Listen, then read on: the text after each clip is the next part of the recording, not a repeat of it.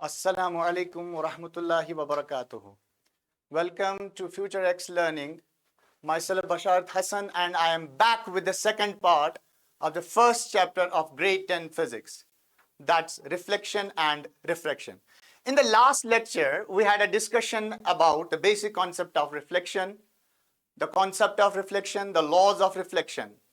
Then we had a discussion on spherical mirrors, the image formation by spherical mirrors, magnification. In this part, our agenda is beta refraction and its laws. First, we will discuss about refraction. Then we will go through spherical lenses. Then we will study about image formation by lenses. Then we will go through application of lenses beta. And lastly, we will discuss about magnification and power of lens. So let's get started with the definition beta. Refraction beta. If you know बेटा, अगर आपको अभी भी पता होगा बेटा reflection के बारे में, तो हमने पढ़ा था कि जब लाइट बेटा किसी रिफ्लेक्टिंग सरफेस पे इंसिडेंट होती है बेटा, तो वो लाइट उसी मीडियम में बाउंस बैक होती है बेटा. That concept was about reflection. Now the story is बेटा बिल्कुल डिफरेंट स्टोरी है बेटा. क्या है? रिफ्रैक्शन. व्हाट इज रिफ्रैक्शन बेटा? जब बेटा लाइट एक मीडियम से ट्रेवल करके किसी दूसरे मीडियम में बेटा एंटर करेगा. व्हेन अ लाइट रे moves from one medium into another medium beta, there is a deviation in the path of the light. Yes beta, जो लाइट होता है बेटा इसका रास्ता ही तब्दील हो जाता है बेटा. इस कॉन्सेप्ट को हम क्या कहते हैं बेटा? रिफ्रैक्शन कहते हैं. In the other words you can say that बेटा बेंडिंग ऑफ लाइट. दो it is not a real bending of light, but actually what happens is that कि लाइट जो होती है बेटा अपना रास्ता तब्दील करती है जब ये एक मीडियम से निकलकर दूसरे मीडियम में बेटा एंटर करती है. सो बेंडिंग ऑफ लाइट बेटा when it passes from one medium to another medium is called refraction बेटा. वेरी इजी बेटा. व्हाट इज द रीजन बेटा? Yes, change in the speed of light. Very important बेटा. मैं एक example लूंगा बेटा. For example बेटा we have a boundary of separation here बेटा. मेरे पास एक बाउंड्री ऑफ सेपरेशन है बेटा यहां पर. तो लाइट जो है बेटा मान के चले जो लाइट है बेटा वो एयर से निकलकर वाटर में एंटर करेगा बेटा. Let's consider that the light is moving from बेटा air into water. What will happen? Yes, what will happen बेटा? दो चीजें होने वाली है. सुनो मेरी बात. दो चीजें होने वाली बेटा. यहां पर अगर हम हवा में लाइट की स्पीड को बेटा c से रिप्रेजेंट करेंगे और वाटर में बेटा लाइट की स्पीड को v से रिप्रेजेंट करेंगे, तो मैं आपको बता दूं एक बात बेटा, जो हवा में लाइट की स्पीड होती है बेटा अप्रोक्सीमेटली ये होती है 3 into 10 to the power 8 metre per second. वही अगर हम बेटा वाटर की बात करेंगे बेटा, तो वाटर की में ये लाइट की स्पीड बेटा घट के अप्रोक्सीमेटली हो जाती है 2.25 into 10 to the power 8 metre per second. Now what happened? क्या हुआ बेटा? सर लाइट की स्पीड कम हो गई. बिल्कुल बेटा, जो लाइट की स्पीड है बेटा वो कम हो गई. तो लाइट की स्पीड कम होने की वजह से बेटा क्या होता है, जो लाइट होती है वो अपना रास्ता ही तब्दील कर देती है बेटा, क्योंकि इसको अपनी डेस्टिनेशन पे जल्दी पहुंचना होता है बेटा. Light is in hurry and always travels through the quickest path. So in order to attain the quickest path beta, what the light does, it deviates its path. ये अपने रास्ते से ही बेटा भटक जाती है. तो इस कॉन्सेप्ट को हम बेटा क्या कहते हैं बेटा? रिफ्रैक्शन कहते हैं बेटा. So there is one example of pencil appears bent in the water. Yes, अगर आप एक पेंसिल को लोगे बेटा और उसको ऑब्लिकली आप पानी में डालोगे and you see this pencil on the other side from the front side, what you will see is that बेटा आपको लगेगा जो पेंसिल है बेटा वो ब्रोकन है, वो टूट गया है इंटरफेस पे. This all happens because of refraction. Is this clear बेटा? तो यहां पे मैं कुछ चीजों को हाईलाइट करना चाहूंगा बेटा. Very important things I am going to discuss बेटा. कुछ इंपॉर्टेंट चीजें बेटा मैं यहां पे डिस्कस करने वाला हूं बेटा. वो क्या है? सुनो मेरी बात बेटा, सुनिए. तो लाइट जब बेटा एक मीडियम से ट्रेवल करके बेटा जब लाइट दूसरे मीडियम में एंटर करेगी बेटा, तो यहां पे दो मीडियम्स का इन्वॉल्वमेंट हो रहा है. Isn't it? जो रिफ्लेक्शन में यस सर नहीं होता था बेटा, नहीं होता था. रिफ्लेक्शन में खाली एक मीडियम का इन्वॉल्वमेंट होता था. तो यहां पर बेटा दो मीडियम्स का इन्वॉल्वमेंट है. तो इनमें से बेटा हम एक मीडियम को नाम देंगे रेयरर मीडियम. Very good. क्या नाम देंगे बेटा? Rarer medium. और एक मीडियम का जो नाम है बेटा वो रहेगा denser medium. So how many mediums are बेटा involved? Yes, there is an involvement of two mediums beta. One of the medium is called a rarer medium, another medium is called a denser medium. Now what do you mean by rarer medium beta? What do you mean by denser medium? You should be aware of it. बहुत जरूरी है बेटा ये जानना. तो rarer medium क्या होता है बेटा? जिसमें जिसमें लाइट की स्पीड बेटा, speed of light is more. I use it the word बेटा मोर, और मोर वर्ड यूज कहां होता है? यस कंपैरिजन में. तो बेटा डेंसर मीडियम की बात करते हैं बेटा. सो डेंसर मीडियम किसको कहते हैं बेटा? Denser medium is that medium sir जिसमें speed of light is less. Try to understand. We have two media बेटा, आपके पास दो मीडियम्स है. तो एक में लाइट की स्पीड कम होनी है तो दूसरे में लाइट की स्पीड ज्यादा होनी है बेटा. तो अगर आप इन दो मीडियम्स का कंपैरिजन करोगे बेटा, जिस वाले मीडियम में लाइट की स्पीड बेटा ज्यादा रहेगी उसे कहेंगे rare medium, and the actual term is optically rare medium. और जिसमें लाइट की स्पीड बेटा कम रहेगी उसे कहते हैं ऑप्टिकली डेंसर मीडियम, या कहते हैं simply denser medium. But it is not an absolute term बेटा. आप इंडिविजुअली किसी मीडियम को रेयरर या डेंसर करार नहीं दे सकते बेटा. आइए मैं समझाता हूं और एक एग्जांपल से. एक बहुत अच्छी एग्जांपल दूंगा बेटा, मेरे साथ रहिए. सुनिए मेरी बात सुनिए. अगर मैं यहां पर ये मान के चलूं बेटा, कि लाइट जो है वो एयर से निकल कर वाटर में एंटर कर रही है सर. हां, अभी आपने ये बात बोली थी. तो मैं आपको बता दूं कि यहां पर लाइट की speed 3 into 10 to the power 8 है बेटा. हां, तो यहां पर 2.25 इंटू 10 टू द पावर 8 है बेटा, with the unit metre per second. ठीक है बेटा. तो यहां वाटर को क्या बोलोगे और एयर को क्या बोलोगे? यस बेटा, सोच के बताओ. एयर को क्या बोलोगे और वाटर को बोलोगे? यस या एग्जैक्टली. एयर को यहां हम क्या मानेंगे बेटा? Rarer medium. Very good. और वाटर को क्या मान के चलेंगे? Yes sir, denser medium. Clear है? लेकिन बेटा अगर यही लाइट वाटर से निकलकर ग्लास में जाए तो लेट्स सी. अगर लाइट बेटा वाटर से निकलकर ग्लास में जाएगा, क्या इसके स्पीड में चेंज आएगा? बिल्कुल आएगा बेटा, स्पीड में चेंज आएगा, क्योंकि मीडियम डिफरेंट है बेटा. तो अगर मैं आपको बताऊं वाटर में लाइट की स्पीड बेटा पता है कितनी होती है बेटा? Let's call this as v1. Yes, अभी आपने बोला sir 2.25 into 10 to the power 8 metre per second. Exactly. लेकिन यही लाइट जब बेटा ग्लास में ट्रेवल करेगी, the speed will decrease to 2.0 into 10 to the power 8 metre per second. अब बताओ बेटा यहां पर रेयरर कौन है और डेंसर कौन है? हां सर, क्लियर है. यहां पर वाटर रेयरर मीडियम है सर, और यहां पर ग्लास जो है सर ये डेंसर मीडियम है. तो आप देखिए ना बेटा, मैंने दो एग्जांपल्स ली, दोनों रिफ्रैक्शन की एग्जांपल्स है. लेकिन पहले में लाइट की स्पीड हवा में ज्यादा थी, वाटर में कम थी, तो वाटर डेंसर आ गया. लेकिन नेक्स्ट एग्जांपल में आपने देखा कि वाटर में लाइट की स्पीड कम थी बेटा, ज्यादा थी सॉरी, और ग्लास में कम हो गई. तो यहां वाटर एक्ट कर रहा है रेयरर और यहां वाटर एक्ट कर रहा है डेंसर. तो तभी मैंने कहा था बेटा ये जो मीडियम में आप रेयरर मीडियम और डेंसर मीडियम की बात कहोगे बेटा, these are not absolute terms. Sir क्या है फिर ये? सर क्या है? ये है रिलेटिव टर्म्स बेटा. आपने रिलेट करना पड़ेगा दो मीडियम्स को. You have to relate the two media. So the medium in which the speed is less is denser medium. The medium in which the speed is more is rarer medium. Is this clear? हाँ sir clear है. आइए इस diagram को देख लेते हैं बेटा. क्या है यहां पर? एक रे ऑफ लाइट बेटा जिसका नाम है AO, जिसे हम इंसिडेंट रे ऑफ लाइट कह सकते हैं बेटा. ये किस पे पड़ रहा है बेटा? ये लाइट रे किस पे इंसिडेंट है? हाँ सर, एक इंटरफेस पे, से बाउंड्री कहो या इंटरफेस कहो बेटा. यहां पर एक लाइट रे आई बेटा, तो उसके बाद आप देख सकते हो इस लाइट के साथ क्या हुआ. हाँ सर, ये अपने रास्ते से भटक गई है. इसको जाना था इस रास्ते से बेटा, लेकिन देखो ये पहुंची कहां बेटा? तो इस वाली रे को हम कहेंगे बेटा इंसिडेंट रे. ठीक है बेटा, कुछ बेसिक टर्म्स है. इस वाली रे को हम कहेंगे बेटा रिफ्रैक्टेड रे. क्या कहेंगे बेटा? रिफ्रैक्टेड रे.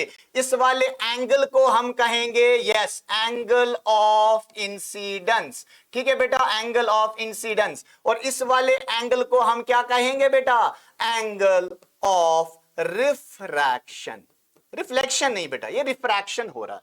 तो light is moving from one medium to another, there is an involvement of two angles, angle of incidence and angle of refraction.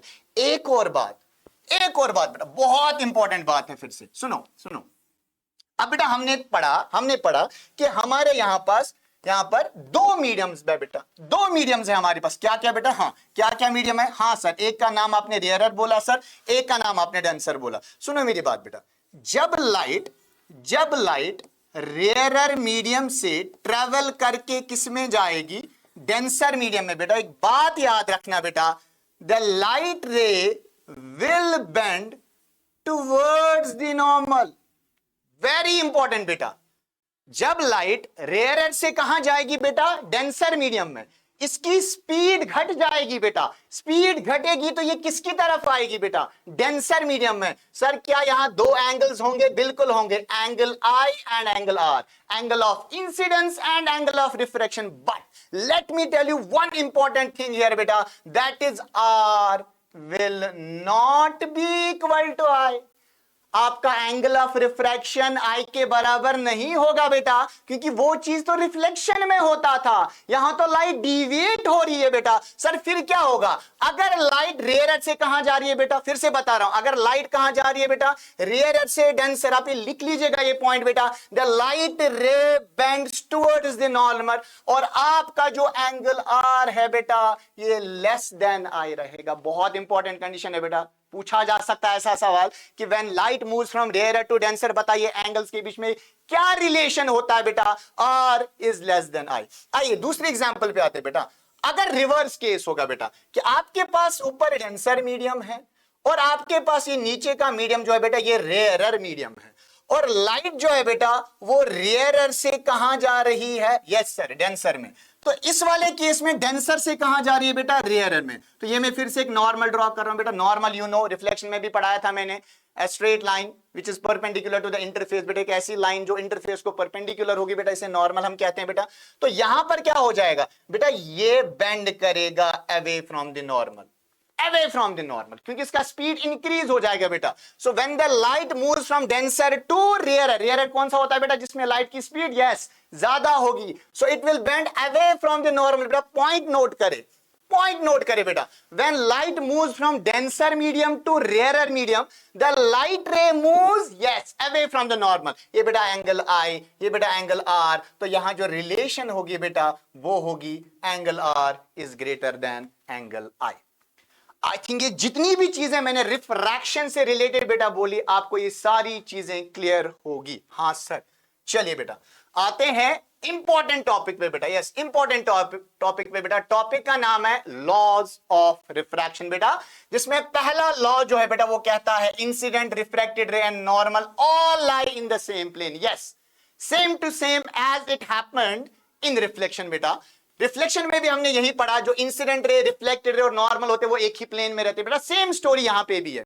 जब रिफ्रैक्शन होता है बेटा, जब रिफ्रैक्शन होता है, ये जो इंसिडेंट रे है, ये जो नॉर्मल है बेटा, और ये जो रिफ्रैक्टेड रे है बेटा, ये एक ही प्लेन में रहेंगे बेटा। आप मान के चले आपने एक बकेट ऑफ वाटर लिया बेटा, उसमें आपने एक प्लेन को इंसर्ट किया, मान लीजिए कार्डबोर्ड शीट, एक व्हाइट पेज इंसर्ट किया बेटा, और एक incident ray of light along the page I बेटा।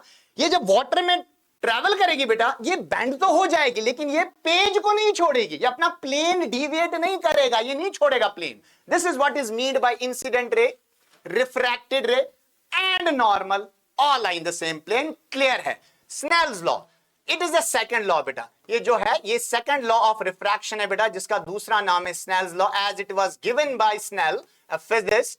तो क्या कहता है ये लॉ बेटा? ये कहता है the ratio of sin of I to sin of R for a given pair of media, yes, is always constant।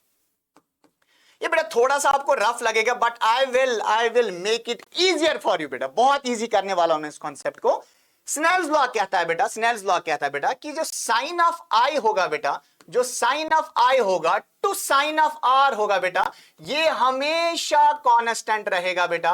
और इस कांस्टेंट को बेटा एक नाम मिला है, इस कांस्टेंट को एक नाम मिला है बेटा, जिसे लिखते तो हम n से हैं, लेकिन बेटा इसका नाम जो है वो है रिफ्रैक्टिव इंडेक्स। क्या है बेटा? हाँ, नाम याद रखें बेटा, बहुत इंपॉर्टेंट है। रिफ्रैक्टिव इंडेक्स, यहां हम इसको n से रिप्रेजेंट करेंगे। ग्रेड 12 में जब आप ऑप्टिक्स पढ़ेंगे वहां आप देखेंगे इसको म्यू से भी रिप्रेजेंट किया जाता है। दोनों रिप्रेजेंटेशंस बेटा सही है, यहां भी लेटर से रिप्रेजेंट करते हैं। नाउ सी बेटा, इसको समझना है।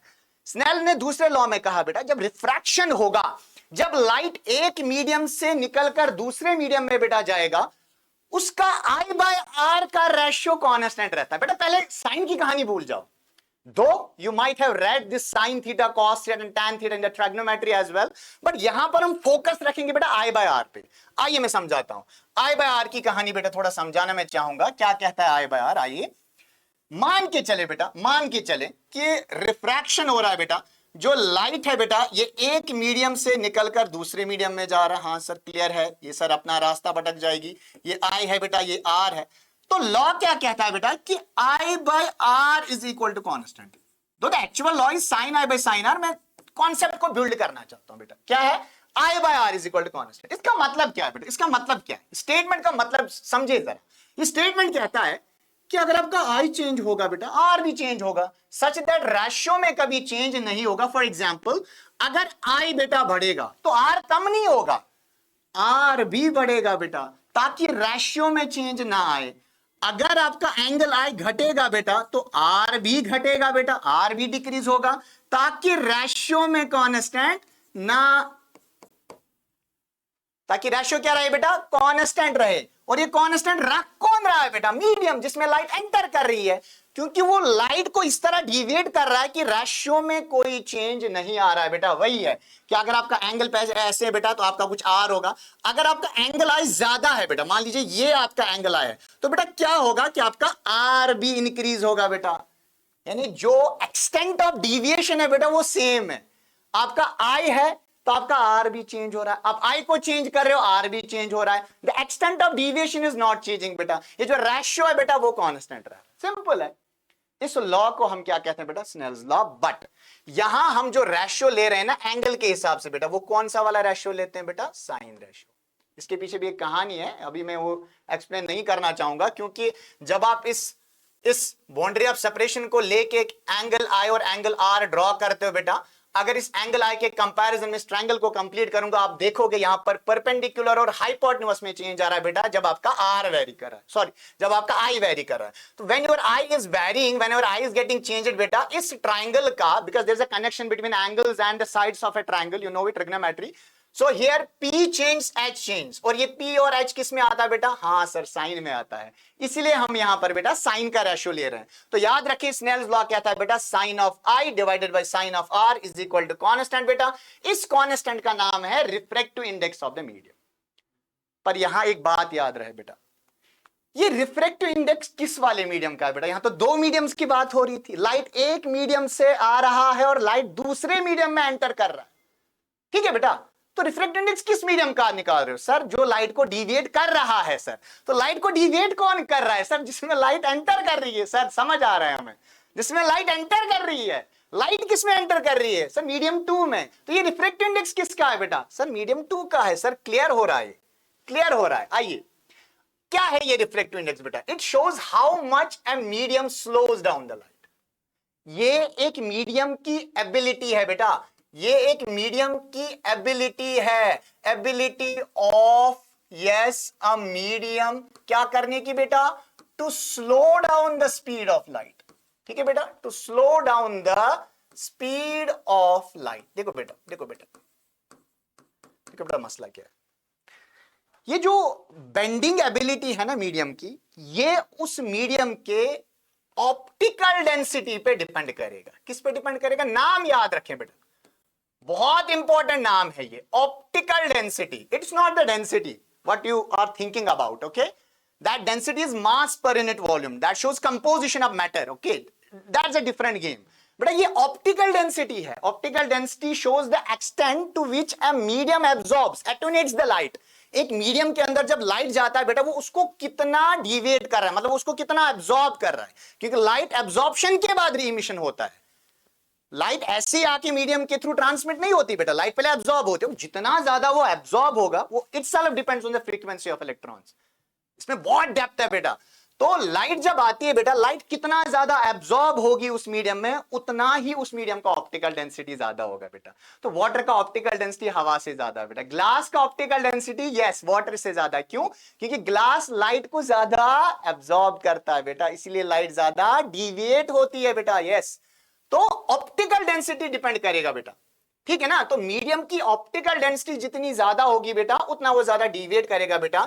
और यही जो मेजर है ना बेटा ऑप्टिकल डेंसिटी का, ऑप्टिकल डेंसिटी का जो मेजर होता है बेटा, उसी मेजर को हम क्या बोलते हैं बेटा? हाँ सर, रिफ्रैक्टिव इंडेक्स। यानी अगर आपको यह पता लगाना है कि कोई मीडियम लाइट को कितना अब्सॉर्ब कर रहा है बेटा, उसके लिए एक नंबर मिला है मीडियम्स को बेटा, वो नंबर जो होगा बेटा, उसी नंबर को हम क्या बोलते हैं बेटा? Refractive index. It's a pure number without any units. It's a number बेटा विदाउट यस एनी यूनिट्स। जैसे मैं एक नंबर दूंगा यहां पर बेटा, फॉर एग्जाम्पल बेटा, अगर मैं अब यहां पर बात करूं वाटर की बेटा, वाटर का रिफ्रैक्टिव इंडेक्स बेटा अप्रोक्सीमेटली 1.33 होगा बेटा। यही रिफ्रैक्टिव इंडेक्स अगर हम ग्लास का देखेंगे बेटा 1.5 के आसपास होता है बिल्कुल। रिफ्रैक्टिव इंडेक्स ऑफ डायमंड सबसे ज्यादा बेटा 2.42। इसका क्या मतलब हुआ बेटा? इससे कहीं ना कहीं इनकी बेंडिंग एबिलिटी पता चल रही है बेटा। वाटर की बेंडिंग एबिलिटी कम है, ग्लास की उससे ज्यादा है। सबसे ज्यादा किसकी बेटा? डायमंड। इसलिए डायमंड चमकता है बेटा, ये लाइट को ज्यादा डिविएट करता है। सो डायमंड का रिफ्रैक्टिव इंडेक्स बेटा हाँ कितना है? 2.42। अब ये जो मेजर है ना बेटा optical density of a medium का बेटा, इसे ही हम क्या कहते हैं बेटा? Refractive index. तो कहीं ना कहीं ये आपको ये दिखाएगा कि एक मीडियम लाइट को कितना डिविएट करेगा। तो लाइट अगर हवा से निकलकर किसी पर्टिकुलर मीडियम में बेटा जा रही है, उस मीडियम का रिफ्रैक्टिव इंडेक्स जितना ज्यादा होगा, हाँ उतना ही वो लाइट को ज्यादा डिविएट करेगा बेटा। यस, तो कैसे निकालें हम, कैसे चेक करें कि कोई मीडियम कितना डिविएट कर रहा है बेटा? दो तरीके रिफ्रैक्टिव इंडेक्स को चेक करने के दो तरीके हैं बेटा। सर क्या है? एक हम कर सकते हैं इन टर्म्स ऑफ एंगल। क्या बेटा? हाँ, in terms of angle. The second method is in terms of speed. और बेटा दोनों मेथड सही है, दोनों मेथड सही है। सर कैसे? देखो बेटा, लाइट एक एंगल पे आएगी जिसे हम एंगल ऑफ इंसिडेंस कहते हैं, और दूसरे मीडियम में एंटर करेगा at a different angle, is it?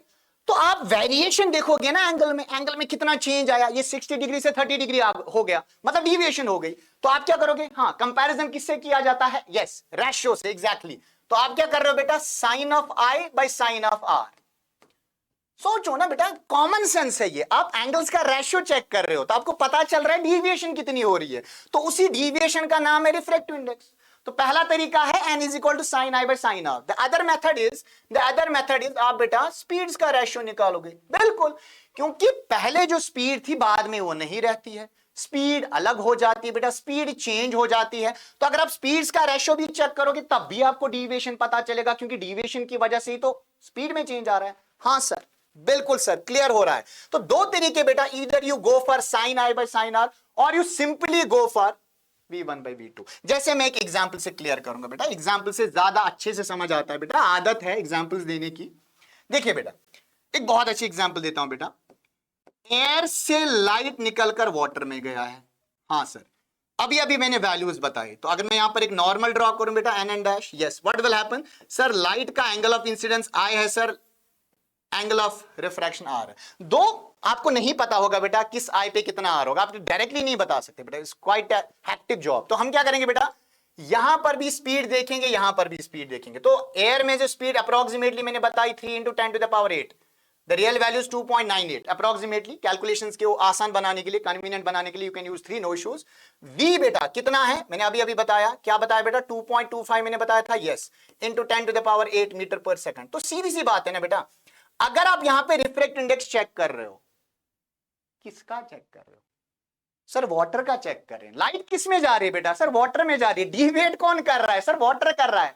तो रिफ्रैक्टिव इंडेक्स किसका चेक हो रहा है? सर वाटर का हो रहा है। तो किसके बराबर आएगा? Sir C/V। सर क्लियर हो रहा है, क्लियर हो रहा है। तो ये कितना आएगा बेटा? 3 × 10⁸ metre per second, yes, divided by 2.25 into 10 to the power 8 metre per second बेटा, ये गया इसके साथ 10 टू द पावर 8 कैंसिल, यहां बचा 3 divided by 2.25. If I am not wrong it should be approximately 1.33, जो मैंने पहले ही बताया हुआ था. यस सर, क्लियर है. तो बेटा यहां जो आपने रिफ्रैक्टिव इंडेक्स चेक किया बेटा, किसका चेक किया? वाटर का. कैसे? रेशियो ऑफ स्पीड्स लेके. सिंपल बेटा. क्लियर है बेटा? हाँ सर क्लियर है. चलिए बेटा, एक और चीज जो मुझे यहां पे बतानी है, एक और चीज जो मुझे यहां पे क्लियर करनी है बेटा. देखिए बेटा, लिटिल नॉलेज इज डेंजरस बेटा. जब भी कोई चीज पढ़ो बेटा, पूरा का पूरा पढ़ो, with precision, with accuracy, with solid concepts. ठीक है बेटा? क्लियर है? सुनो बेटा, जब आप रिफ्रैक्टिव इंडेक्स किसी मीडियम का चेक कर रहे हो बेटा, तो दो पॉसिबिलिटीज है. क्या ये जरूरी है, मुझे एक बात बताइए, क्या ये जरूरी है कि लाइट हमेशा हवा से ट्रैवल करके उस मीडियम में एंटर करेगा जिसका आप रिफ्रैक्टिव इंडेक्स चेक करें? नहीं सर, जरूरी नहीं है. तो हमारे पास बेटा, हमारे पास रिफ्रैक्टिव इंडेक्स दो तरीके का होता है. एक जिसको हम बहुत ज्यादा यूज करते हैं बेटा, उसे हम कहते हैं यस एब्सोल्यूट रिफ्रैक्टिव इंडेक्स. क्या कहते हैं बेटा? हाँ sir, absolute refractive index. And the second one is बेटा, yes, relative refractive index. क्या बेटा? Relative refractive index. सर क्या फर्क है इनमें? सर क्या फर्क है? भाई आसमान जमीन का फर्क है. देखिए मेरे साथ जुड़िए, देखिए फर्क क्या है बेटा. देखो बेटा, अगर लाइट बेटा एयर ऑब्लिक वैक्यूम से ट्रेवल करके किसी भी दूसरे मीडियम में जाएगा, समझना बेटा. तो लाइट को डिवेट कौन कर रहा है? Sir medium. उस वक्त जो इस मीडियम का रिफ्रैक्टिव इंडेक्स होगा बेटा, जिसे हम एन से लिखते हैं बेटा, उसे कहा जाता है इसका एब्सोल्यूट रिफ्रैक्टिव इंडेक्स. क्लियर है सर? ये तो आपने अभी अभी पढ़ाया सर, ये तो हम समझ भी चुके हैं सर, इसमें क्या डाउट है? हाँ बिल्कुल, समझाने की जरूरत नहीं है. लेकिन बेटा अगर लाइट किसी भी मीडियम से होके आएगा, अदर देन कोई भी मीडियम है बेटा, कोई भी मीडियम है other than air oblique vacuum. क्या है बेटा? अगर कोई भी मीडियम है बेटा other than air oblique vacuum बेटा, तो क्या होगा? तो लाइट एंटर कर रही है किसी दूसरे मीडियम में. लाइट किसी भी मीडियम से होके आ रही है, लेकिन वो एयर ऑब्लिक वैक्यूम नहीं है, इन दोनों को छोड़ के. जैसे वाटर से आ रही है, ग्लास में जा रही है, तो उस वक्त उस मीडियम का जो रिफ्रैक्टिव इंडेक्स होगा, that medium should be also other than air oblique vacuum. उस मीडियम का जो रिफ्रैक्टिव इंडेक्स होगा बेटा, उसे कहते हैं रिलेटिव रिफ्रैक्टिव इंडेक्स. सर मजा आ गया सर, समझ आ गया सर. क्योंकि बेटा खाली इस पे डिपेंड नहीं करता है कि मीडियम का रिफ्रैक्टिव इंडेक्स, उसकी लाइट बेंडिंग एबिलिटी कितनी है बेटा, डिपेंड इस पे भी करेगा कि लाइट किस मीडियम से होके आई पहले, उसी हिसाब से उसकी स्पीड में चेंज आ जाएगा बेटा. तो दो पॉसिबिलिटीज है, या तो लाइट एयर ऑब्लिक वैक्यूम से एंटर करके मीडियम में जा रहा है बेटा, नंबर 2, या तो लाइट किसी और मीडियम से जो एयर ऑब्लिक वैक्यूम नहीं है बेटा, वहां से होके दूसरे मीडियम में जा रहा है, तब उस मीडियम की लाइट बेंडिंग एबिलिटी थोड़ी डिफरेंट रहेगी.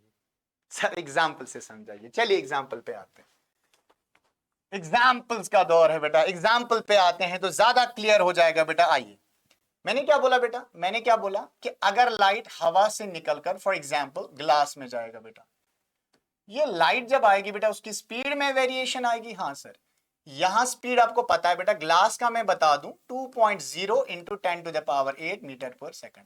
अगर मैं आपको यहां पर बोलूं बेटा रिफ्रैक्टिव इंडेक्स ऑफ ग्लास निकाल के दो, क्योंकि किसका निकालोगे? जिसने डिवेट किया. हाँ सर, ग्लास का. कितना आएगा सर? C/V आएगा. C कितना बेटा? Sir 3 into 10 to the power 8 metre per second. बेटा V कितना? Sir 2.0 into 10 to the power 8 metre per second. What should be the answer? Sir ये गया इसके साथ 3/2 इज यस 1.5.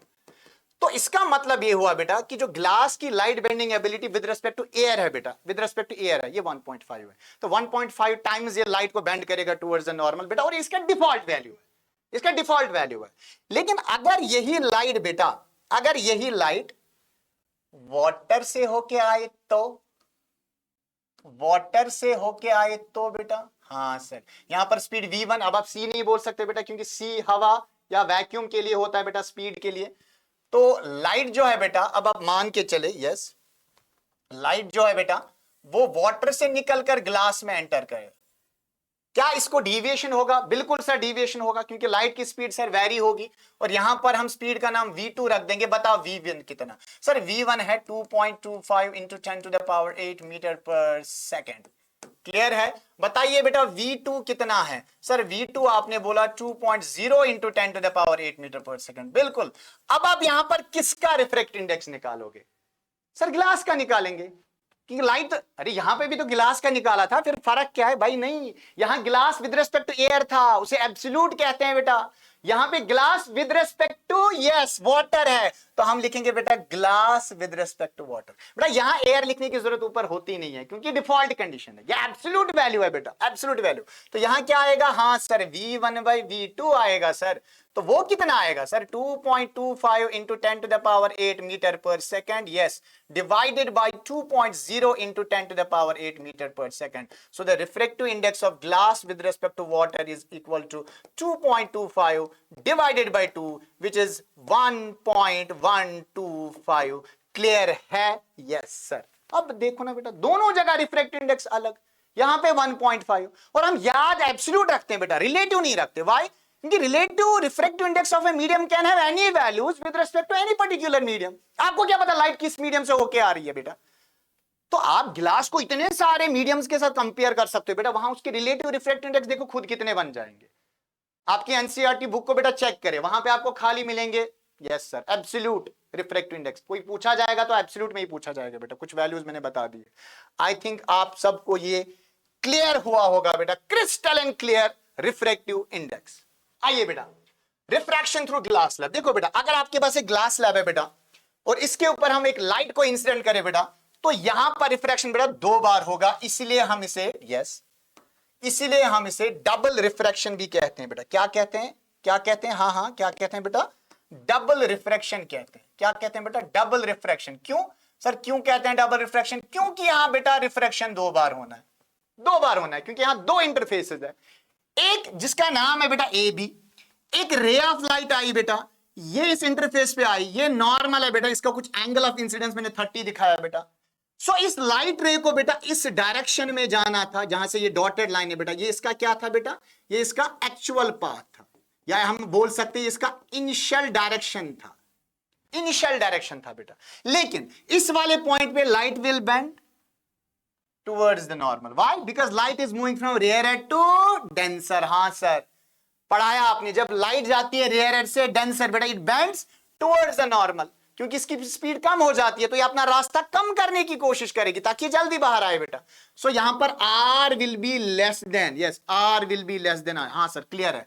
अब लाइट जब दूसरे इंटरफेस पे पहुंचेगा, अब लाइट को बाहर भी तो आना है ना, back into air, what will happen? Its speed will increase, so it will move from denser to rare. Exactly बेटा, क्योंकि ये आपका डेंसर मीडियम है बेटा, और बाहर हवा आपका रेयर मीडियम है।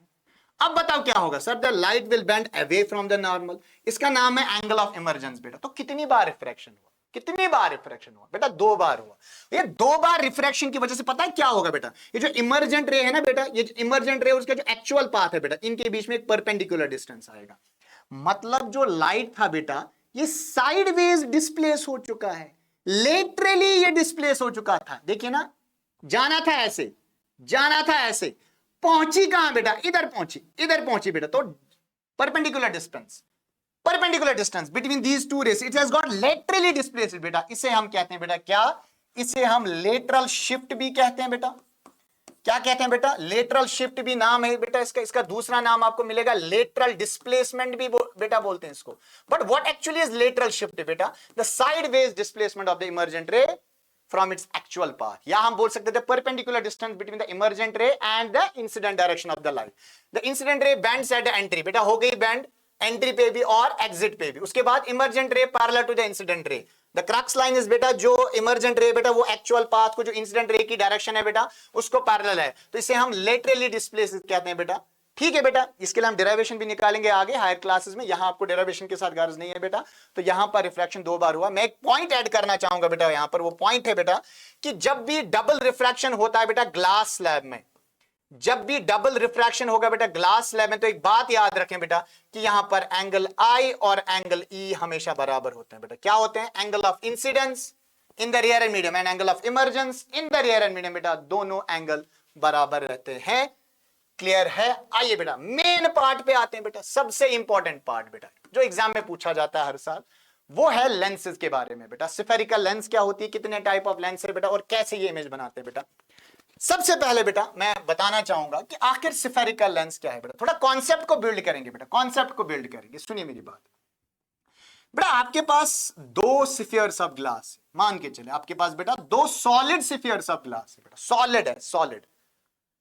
आपने क्या किया बेटा, आपने क्या किया कि आपने दोनों स्फीयर्स के सेंटर्स होंगे बेटा, होंगे कि नहीं होंगे सर? बिल्कुल होंगे, C1 और C2। देखो क्या करोगे बेटा, आप इन दोनों स्फीयर से कुछ पोर्शंस को बेटा कट करोगे, यानी इस वाले जो लेफ्ट वाला स्फीयर है बेटा, इसका ये वाला पीस, ये वाला पोर्शन आप बाहर करोगे बेटा, और ये राइट वाला स्फीयर जो इसका ये वाला पोर्शन आप बाहर निकालेंगे। उसके बाद हम क्या करेंगे बेटा, हम एक ट्रांसपेरेंट पीस ऑफ ग्लास लेंगे बेटा, जरूरी नहीं है ग्लास बेटा, प्लास्टिक भी ले सकते हैं, प्लास्टिक भी ले सकते हैं। आपने एक ट्रांसपेरेंट पीस ऑफ ग्लास लिया बेटा। अब जो पहले स्फीयर का ये जो राइट वाला हिस्सा सा है, ये जो चांद जैसा दिख रहा है, इसको आगे इधर पेस्ट कर दो, बंद कर दो। जरूरी नहीं है बेटा दोनों साइड से, एक साइड से भी बंद कर सकते हैं। और ये जो दूसरा पीस है, ये लेफ्ट वाला पीस बेटा, मैं इधर दिखाता हूं, इधर इसको लाओ और इस वाले पीस को इधर लाओ, और यहां से भी इसको ऐसे बाउंड कर दो बेटा। आपको जो यहां बन गया ना बेटा, एक ऑब्जेक्ट, एक लेंस बन गई बेटा, एक रिफ्रैक्टिंग पीस, रिफ्रैक्टिंग मीडियम आपको आया है बेटा। इस रिफ्रैक्टिंग मीडियम को हम बेटा क्या कहेंगे, lens. But actual word is spherical lens. Why? क्योंकि बेटा इसके ये जो दोनों सरफेसेस है ना, ये लेफ्ट वाला भी और ये बेटा राइट वाला भी, ये दोनों एक्चुअली किसके पार्ट है सर? दो स्फीयर्स के। हाँ सर क्लियर है, दो स्फीयर्स के पार्ट्स आपने लाए और उन्होंने आपने उनको बेटा एक कॉमन पीस ऑफ ग्लास पे अटैच कर दिया, बाउंड कर दिया बेटा, इसे हम कहेंगे लेंस। इसको हम दूसरे तरीके से भी बना सकते हैं। देखो देखो बेटा कैसे, देखो बेटा एक और वे है सर, क्या है देखो, मैंने बेटा प्लीज, मैंने बेटा ये वाला स्फीयर लाया और मैंने ये वाला स्फीयर लाया बेटा, ठीक है। अब इन दोनों स्फीयर से हम कुछ पीसेस को कट करेंगे बेटा। मैंने ये वाला पीस काटा और ये मैंने ये वाला पीस काटा। अब जरा इन दोनों पीसेस को एक कॉमन पीस ऑफ ग्लास के यहां अटैच कर दो। इस वाले पीस को इधर लाओ, इजंट इट लाइक दिस? हाँ सर। और इस वाले पीस को इधर लाओ बेटा, हाँ सर। और यहां से भी बंद कर दो, यहां से भी बंद कर दो। ये क्या बन गया बेटा? ये भी एक स्फेरिकल लेंस बन गया बेटा। बन गया कि नहीं बन गया? हाँ सर क्लियर है, क्लियर है सर। दोनों तरीके से आप लेंस को बना सकते हो बेटा, क्लियर है। ये कंस्ट्रक्शन पे डिपेंड करेगा कि आप कैसे कर रहे हो। दो हमारे पास जो दो स्फेरिकल सरफेस जिनको आप बाउंड कर रहे हो बेटा, वो दो स्फेरिकल सरफेसेस या तो कनकेव है बेटा या तो कन्वेक्स है। आइए देख लेते हैं। अब मैं आपको बताऊंगा बेटा कि स्फेरिकल लेंस का डेफिनेशन क्या है बेटा। व्हाट इज स्फेरिकल लेंस बेटा? बेटा सिंपली आप लिख सकते हो कि it's a piece of thin transparent material, thin transparent refracting material या मीडियम बाउंड बाय, जिसके दोनों साइड से क्या होंगे बेटा, बाउंड बाय स्फेरिकल सरफेसेस, जिसके दोनों साइड से क्या होंगे बेटा, स्फेरिकल सरफेस होंगे, bound by spherical, either on one side, या तो एक साइड से हो सकता है बेटा, ईदर ऑन वन साइड और बोथ द साइड्स, दोनों साइड से भी हो सकते हैं बेटा, या तो दोनों साइड से हो सकते हैं बेटा। आई रिपीट, अगर आपके पास बेटा एक thin piece of transparent refracting material है, आपके पास एक thin piece of transparent material है बेटा, उसके दोनों साइड से या एक साइड से बेटा आप एक स्फेरिकल सरफेस को बेटा, give me a second, bound करोगे बेटा। आप एक स्फेरिकल सरफेस को बेटा बाउंड करोगे, ऐसी किसी भी, गिव मी अ सेकंड बेटा प्लीज, हाँ सॉरी, अगर आपके पास एक thin piece of transparent material है बेटा, इसके एक साइड से या दोनों साइड से आपको इस स्फेरिकल सरफेस अटैच करोगे बेटा, ऐसी किसी भी चीज को बेटा हम क्या कहते हैं बेटा, लेंस कहते हैं। ठीक है बेटा, क्लियर है। आप इसके दोनों साइड से भी रख सकते हो, आप इसके एक साइड से भी रख सकते हो, आप ये वाला स्फेरिकल सरफेस भी ला सकते हो, आप ये वाला भी ला सकते हो। अकॉर्डिंगली आपके पास दो टाइप्स ऑफ लेंसेज होती है। क्या बेटा? We have two types of lenses here. Sir क्या क्या? देखिए बेटा, आपके पास जो दो लेंसेज है बेटा, आपके पास जो दो लेंसेज है, we have a spherical lens बेटा। आपके पास जो दो लेंस है बेटा, इसमें एक लेंस जो बेटा, इसे हम क्या कहते हैं, यस, कन्वेक्स लेंस, और एक लेंस को बेटा हम कहते हैं कॉनकेव लेंस। ठीक है बेटा, हमारे पास दो तरीके का लेंस होता है बेटा, एक लेंस को हम बोलते हैं बेटा कन्वेक्स लेंस, एक लेंस को हम क्या बोलते हैं बेटा कॉनकेव लेंस। हाँ सर क्लियर है। अब आप सुनिए बेटा, अब आप सुनिए इनमें फर्क क्या है बेटा। जो कन्वेक्स लेंस है बेटा, इसमें क्या होता है बेटा, ये थिक इन द मिडल होगी, क्या होगी बेटा, थिक इन द मिडल होगी, और ये थिनर एट एज होगी, क्या होगी बेटा, थिनर एट एज होगी। जब कनकेव लेंस की बात होती है बेटा, ये क्या होता है, ये थिन एट सेंटर होगा बेटा, ये थिन एट सेंटर होगा एंड थिकर एट एज होगा बेटा। आई रिपीट, जो आपके पास लेंसेज है बेटा वो दो तरीके के हो सकते, या तो कन्वेक्स होगा या तो कनकेव होगा। तो अगर आपके पास एक लेंस है बेटा जो बीच में क्या है बेटा, थिक है, जो बीच में थिक है बेटा और एज पे जो है बेटा थिन है, इस तरह की लेंस को बेटा आप क्या बोलोगे, हाँ सर कन्वेक्स लेंस। अगर आपके पास एक लेंस है बेटा जो बीच में थिन है और एज पे बेटा थिक है, तो ऐसी लेंस को आप क्या बोलोगे बेटा, कॉनकेव लेंस। क्लियर है, हाँ सर। तो आपके पास दो तरीके का लेंस हो सकता है बेटा, इधर a lens is convex lens और a lens is concave lens बेटा। एक और बात बताऊं बेटा, इन दोनों को हम इसको बोलेंगे बाई कनकेव लेंस और इसको बेटा हम बोलेंगे बाई कन्वेक्स लेंस। ठीक है बेटा, क्यों बेटा, क्योंकि इसको दोनों साइड से स्फेरिकल सरफेस है। देखिए बेटा, इसको यहां से भी स्फेरिकल सरफेस है, यहां से भी, जो कि जरूरी नहीं है बेटा, आप चाहे तो खाली एक साइड से भी स्फेरिकल सरफेस रख सकते हो। अकॉर्डिंगली इसको प्लेनो कनकेव और प्लेनो कन्वेक्स बोलते हैं बेटा। ठीक है, well that's not a part of the syllabus, वरना मैं वो चीजें डिस्कस कर लेते बेटा। चलिए, इंपॉर्टेंट है terms related to spherical lenses. बेटा स्फेरिकल लेंसेज में क्या क्या टर्म्स इन्वॉल्व होती है बेटा, सुनिए मेरी बात बेटा।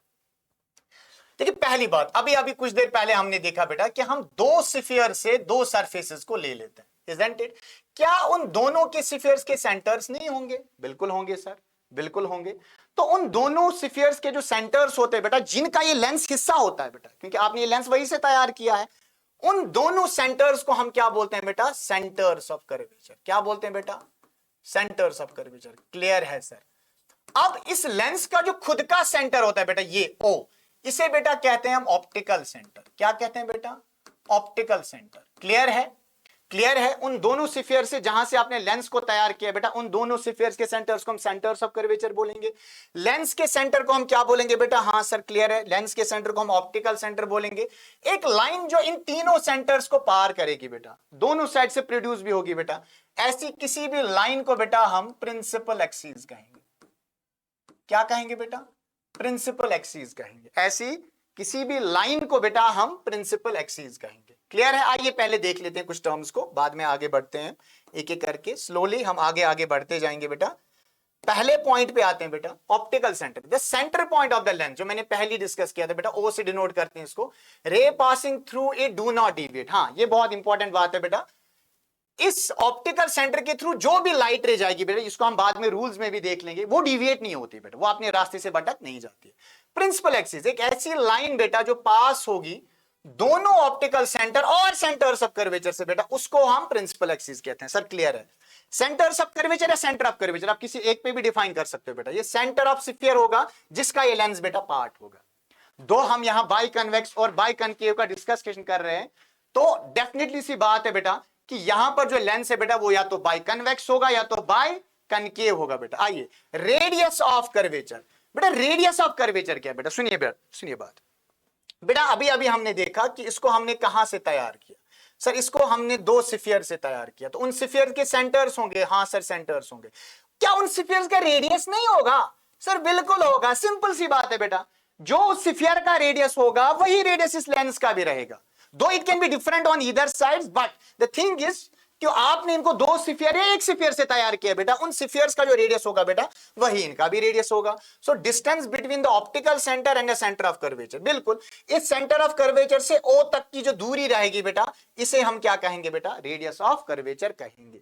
ठीक है बेटा। आइए नेक्स्ट आगे बढ़ते हैं। यस, इस पे जरा ध्यान दीजिए बेटा। प्रिंसिपल फोकस अलग अलग होता है इन case of convex and in case of concave. पहले कन्वेक्स पे आते हैं, सुनो मेरी बात बेटा। आपके पास बेटा एक कन्वेक्स लेंस है, ठीक है बेटा। इस कन्वेक्स की ये प्रिंसिपल एक्सिस है बेटा, ये इसका ऑप्टिकल सेंटर है बेटा। मान के चले इसके C1 C2 हम कहीं से भी लिख सकते हैं बेटा, there is no such rule in this. आप चाहे तो C1 यहां से लिख दो, डजंट मैटर। तो बेटा क्या मसला है कि अगर आप कुछ रेज को पैरेलल डालोगे ना ऐसे, any number of rays which are parallel to principal axis beta, they always pass through a common point. They always pass through a common point. क्यों बेटा? लाइट डिविएट होगी, लाइट अपने रास्ते से भटक जाएगी, और यहाँ पे दो स्फेरिकल सरफेस है बेटा, तो रिफ्रैक्शन एक्चुअली दोनों स्फेरिकल सरफेस, यहां भी डबल रिफ्रैक्शन हो रहा है बेटा. दो I am not showing it, exaggerate करके अगर इस डायग्राम को थोड़ा जूम करके बनाएंगे बेटा, तो आपको क्लियरली समझ आएगा कि हाँ ये दोनों रेज ऑफ लाइट कन्वर्ज हो रही है बेटा. तो they meet at a single point, that point is called focus. So it's the point on the principal axis at which all the rays of light which are parallel to the principal axis, which are incident in direction parallel to the principal axis, meet or converge after refraction. हाँ sir, clear है. But this is not the only definition of focus बेटा. वो क्या है? सुनो मेरी बात बेटा.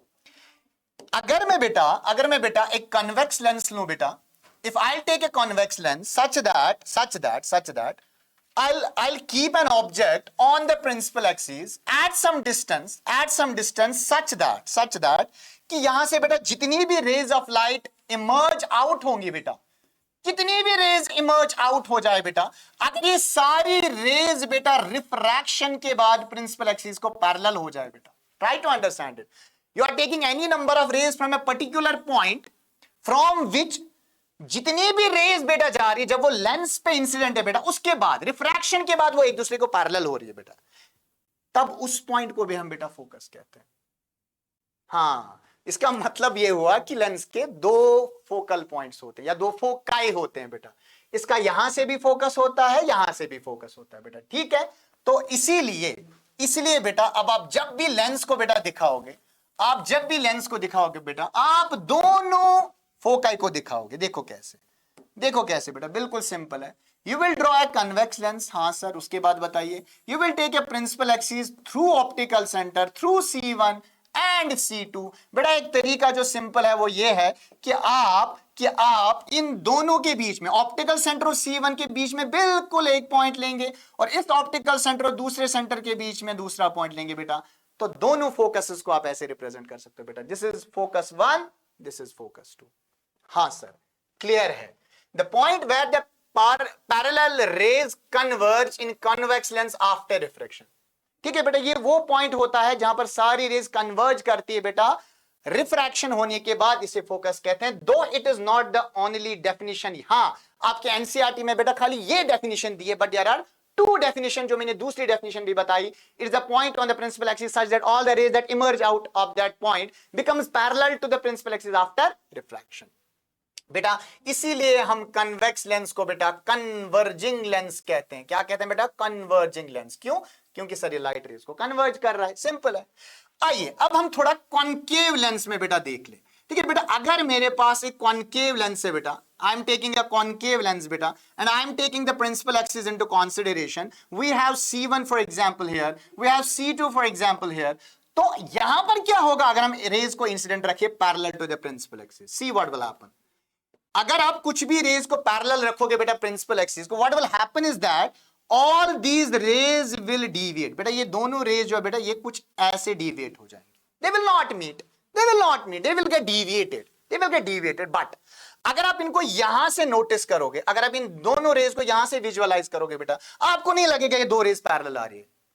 मैंने रिफ्लेक्शन वाले पार्ट में भी बताया था बेटा, रास्ते में लाइट के साथ क्या हुआ, क्या गुजरा, वो आपके ब्रेन को नहीं पता बेटा. ब्रेन इंटरप्रेट करता है द फाइनल एंगल. तो आपको क्या लगेगा बेटा? आपको लगेगा ये दो रेज कहीं यहां से आ रही है. हाँ सर, क्लियर हो रही है ये बात? क्लियर हो रही है सर ये बात? तो इस वाले पॉइंट को हम क्या बोलेंगे बेटा? फोकस. दो it is not the only definition बेटा, इस फोकस को आप इस वे में भी डिफाइन कर सकते हो कि you have a concave lens my dear, you are taking a principal axis into consideration, you have C1, you have C2. now I'll take some of the rays parallel to the principal axis. See बेटा, अगर कुछ raise को बेटा एक particular point की तरफ incident करे, जैसे ये वाला पॉइंट, इन दोनों रेज को बेटा इस वाले पॉइंट पे जाना था, लेकिन रिफ्रैक्शन के बाद ये दोनों रेज पैरेलल हो जाएगी बेटा प्रिंसिपल एक्सिस को, तब इस पॉइंट को भी हम क्या बोलते हैं बेटा? फोकस कहते हैं. So it is a point on the principal axis from which all these rays of light which are parallel to principal axis appear to diverge. लगता है कि जैसे वो वहां से डाइवर्ज हो रही है बेटा, हकीकत में नहीं हो रहा है. They appear to diverge from a point called focus. Yeah, if there are some rays of light which are incident towards a particular point, after refraction they become parallel.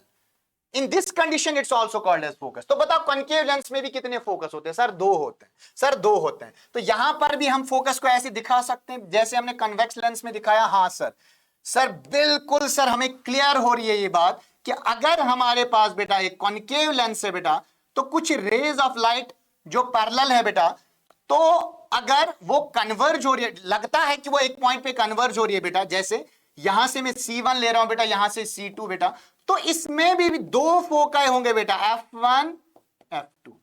You can write F1 on this side, F2 in there is no such rule बेटा. तो यहां पर भी बेटा कितने focus आए? हाँ sir, दो फोकस होते हैं. तो एक का नाम हम F1 रख देंगे, एक का नाम हम F2. एक और बात, चूंकि इसने लाइट को डाइवर्ज किया बेटा, इसीलिए इस लेंस को बेटा हम डाइवर्जिंग लेंस भी बोलेंगे. क्या बोलेंगे बेटा? डाइवर्जिंग लेंस भी बोलेंगे. क्लियर है? हाँ सर क्लियर है. चलिए नेक्स्ट पे आते हैं बेटा, फोकल लेंथ. वेरी सिंपल बेटा, फोकस से लेकर, इस फोकस से लेकर ऑप्टिकल सेंटर तक की जो दूरी होती है बेटा, इसे फोकल लेंथ कहते हैं. आप यहां से भी दिखा सकते हो. दो आपको किसी एक पे दिखाना है, तो जैसे मैंने अभी अभी बताया कि ये लाइट रेज को बेटा क्या करता है? कन्वर्ज कराता है, कन्वेक्स लेंस. तो यहां पर जिस पॉइंट पे इन्होंने मीट किया इसे फोकस कहेंगे. तो ऑप्टिकल सेंटर से यहां तक की दूरी को हम फोकल लेंथ कहेंगे. Same is the case with concave बेटा. कॉन्केव में हमने क्या देखा बेटा? जितनी भी रेज पैरेलल है बेटा, वो लगता है कि वो एक ही पॉइंट से आ रही है, तब उस पॉइंट को बेटा हम क्या कहते हैं? फोकस. इस फोकस से ऑप्टिकल सेंटर तक की दूरी को बेटा हम फोकल लेंथ कहेंगे. Is this clear? हाँ सर क्लियर है. चलिए बेटा, एपर्चर क्या होता है बेटा? लेंस का डायमीटर. लेंस का डायमीटर आपके पास फॉर एग्जांपल कॉन्केव लेंस है बेटा, आपके पास कॉन्केव लेंस है. इस कॉन्केव लेंस का जो ये डायमीटर होगा बेटा, इसे हम क्या कहते हैं बेटा? लेंस का एपर्चर. आइए इस डायग्राम में सारी चीजें आपको दिख जाएंगी बेटा. This is convex lens, this is concave lens. ठीक है बेटा, यहां पर हमारे पास ऑप्टिकल सेंटर है बेटा, आपको दिखाई दे रहा होगा. यहां पर एक ऑप्टिकल सेंटर है माय डियर. यस, आपके पास एक ऑप्टिकल सेंटर है. यहां पर C2 है, यहां पर C1 है. एज आई सेड, इसमें कोई रूल नहीं है ऐसा बेटा, आप कहीं से भी C1 बोल सकते हो. ठीक है बेटा, तो we have optical centre, we have centres of curvature, we have, देखो बेटा रेडियस यहां से दिखाया है R2 और दूसरा रेडियस यहां से दिखाया है बेटा R1. इसे कहते हैं रेडियस ऑफ कर्वेचर बेटा. ठीक है, क्लियर है. और यही चीज है मैंने यहां पे भी दिखाई है बेटा. क्लियर है बेटा? क्लियर है. तो we have optical centre here, we have radius of curvature बेटा, we have centre of curvature C1 and C2. ठीक है बेटा, चलिए नेक्स्ट पे आते हैं. ओके, अब आएगा हमारा मेन पार्ट, इमेज फॉर्मेशन. और इमेज फॉर्मेशन आपको याद होगा, हमने मिरर्स में भी पढ़ा था, स्फेरिकल मिरर्स में. तो यहां कुछ रूल्स को हम फॉलो करते हैं. क्यों रूल्स इसलिए फॉलो करते हैं बेटा? ताकि आपको चीजों को मेजर ना करना पड़े. Isn't it?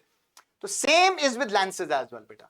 तो लेंसेज में भी हम कुछ रूल्स को फॉलो करेंगे बेटा, क्योंकि रिफ्रैक्शन दो बार होता है बेटा, which is a hectic job to show. Congestion हो जाएगा डायग्राम्स में. सो पहला रूल देखिए बेटा, हम कन्वेक्स लेंसेज में पहला रूल पढ़ने जा रहे हैं. Rule number 1. रूल नंबर 1 बेटा कॉन्वेक्स लेंसेज में क्या बेटा? रूल क्या कहता है? सुनो सुनो. रूल कहता है बेटा कि अगर ये ऑप्टिकल सेंटर है, अगर ये फॉर एग्जांपल F1 है बेटा और ये फॉर एग्जांपल F2 है बेटा, तो रूल ये कहता है बेटा कि अगर कोई रे ऑफ लाइट बेटा पैरेलल आप डालोगे principal axis, if any ray is incident parallel to the principal axis, it will definitely pass through the focus after refraction. बेटा ये रूल आप याद रखेंगे, ये रूल आप याद रखेंगे.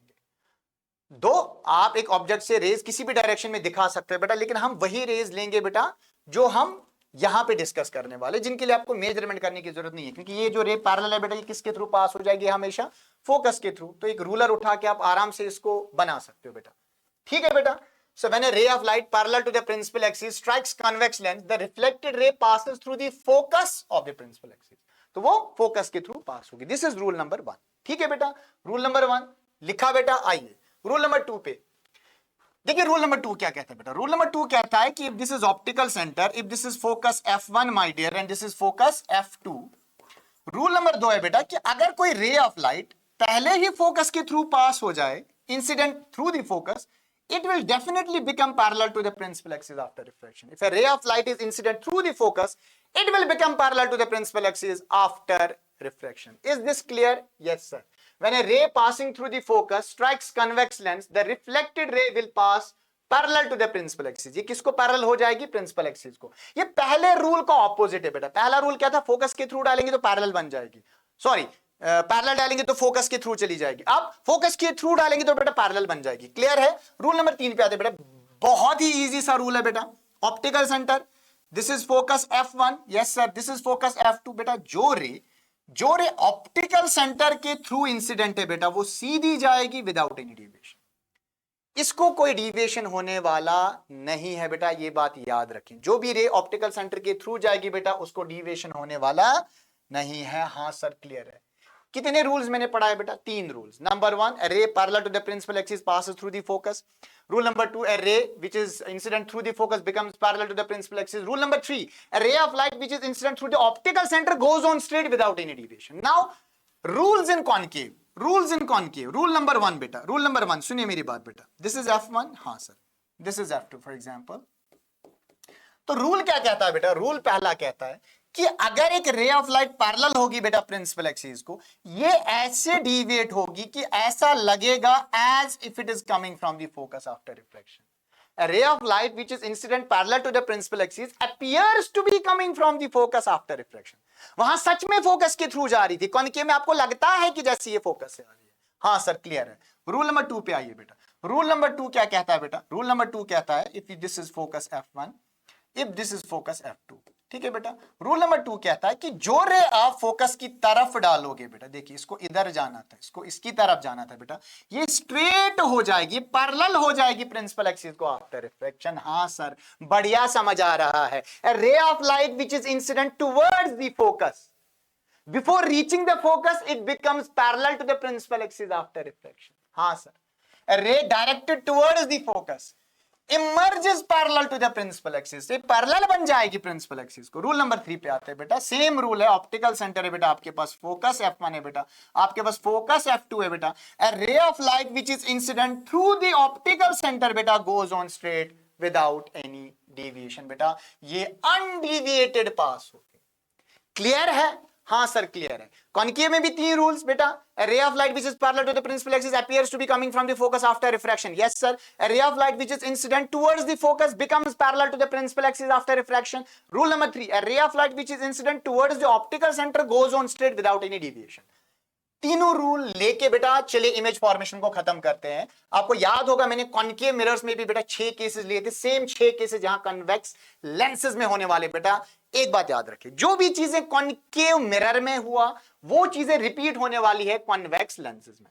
बताइए कितने केसेस बनेंगे बेटा? मान के चले मेरे पास एक कन्वेक्स लेंस है बेटा, इस कन्वेक्स लेंस के सामने आपने एक ऑब्जेक्ट को रखना है बेटा। ठीक है, हमारे पास कुछ चीजें, देखो मैंने बात की थी फोकस की, F1 फॉर एग्जांपल, मैंने यहां कहा था सेंटर भी होता है बेटा। क्लियर है? अच्छा एक बात और है बेटा, सेंटर को आप ट्वाइस फोकस भी बोल सकते हो। पता है क्यों? क्योंकि जितना लेंथ यहां से ऑप्टिकल सेंटर से फोकस तक होता है बेटा, उतना ही डिस्टेंस फोकस से C1 तक होता है। कुछ बच्चे कंफ्यूज हो जाते हैं इसको ट्वाइस फोकस क्यों बोलते हैं बेटा। मैं आपको ये क्लियर कर रहा हूं ये बात कि हमेशा फोकस ऑप्टिकल सेंटर और सेंटर के बीच में होगा, सेंटर ऑफ कर्वेचर और ऑप्टिकल सेंटर के बीच में फोकस होता है। तो जितना डिस्टेंस O से लेकर F1 तक, उतना F1 से लेकर C1 तक। तो अगर आप इसको F1 बोल रहे हो तो ये तो डबल है ना उसका, तो इसको ट्वाइस F1 आप बोल सकते हो।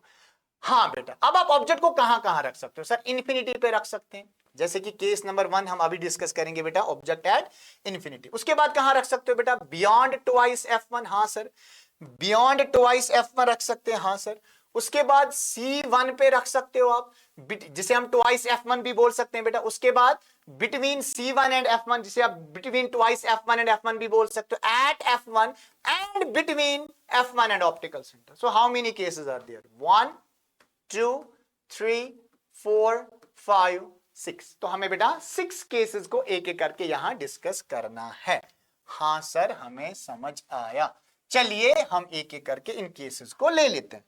पहला केस है बेटा, पहला केस है कि आपने ऑब्जेक्ट को कहां रखना है बेटा? इन्फिनिटी। भाई इन्फिनिटी से जो भी रेज आती है बेटा वो पैरेलल आती है। क्या आती है बेटा? पैरेलल।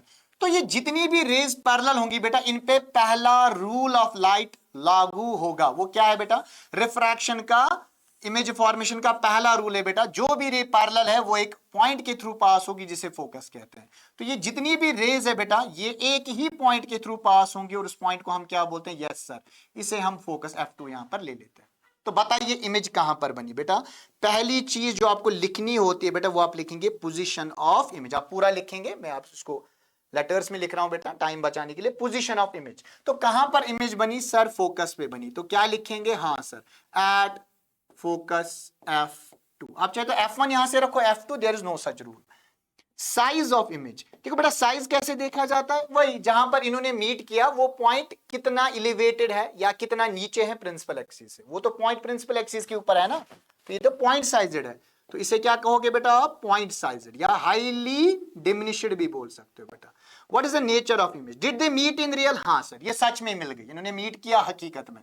तो इन सब को हम क्या बोलेंगे बेटा? इस इमेज को क्या बोलेंगे सर? रियल बोलेंगे। और रियल इमेज क्या होती है सर? इन्वर्टेड होती है। क्लियर है? हाँ सर क्लियर है। यही 3 पॉइंट्स आपको बेटा एग्जाम में लिखने होते हैं, आपको थ्योरी नहीं लिखनी है, आपसे यही कॉन्सेप्ट देखा जाता है वहां पर। देखिए बेटा, अब मैंने ऑब्जेक्ट को कहां रखा सर? बियॉन्ड C1 बोलो या बियॉन्ड ट्वाइस फोकस बोलो, आपको एग्जाम में जब भी क्वेश्चन आएगा ट्वाइस फोकस लिखा होगा वहां पर, बियॉन्ड ट्वाइस फोकस। बताओ कितनी रेज ऑफ लाइट आ रही है सर? हर डायरेक्शन में आ रही है, धनाधन हर डायरेक्शन में लाइट आ रही है। हम थोड़ी ना कोई भी मुंह उठा के कोई भी रे ऑफ लाइट दिखाएंगे, नहीं, हम बोलेंगे बेटा जिसके लिए मेजरमेंट ना करें, जिसके लिए स्नेल्स लॉ अप्लाई ना करना पड़े। वो कौन है? एक तो कोई तो रे होगी जो पैरेलल होगी, क्यों नहीं होगी? कोई तो रे होगी जो इस ऑब्जेक्ट से पैरेलल जा रही होगी बेटा प्रिंसिपल एक्सिस को। वो रे किसके थ्रू जाएगी सर? रूल कहता है वो जाएगी फोकस के थ्रू, तो गई फोकस के थ्रू।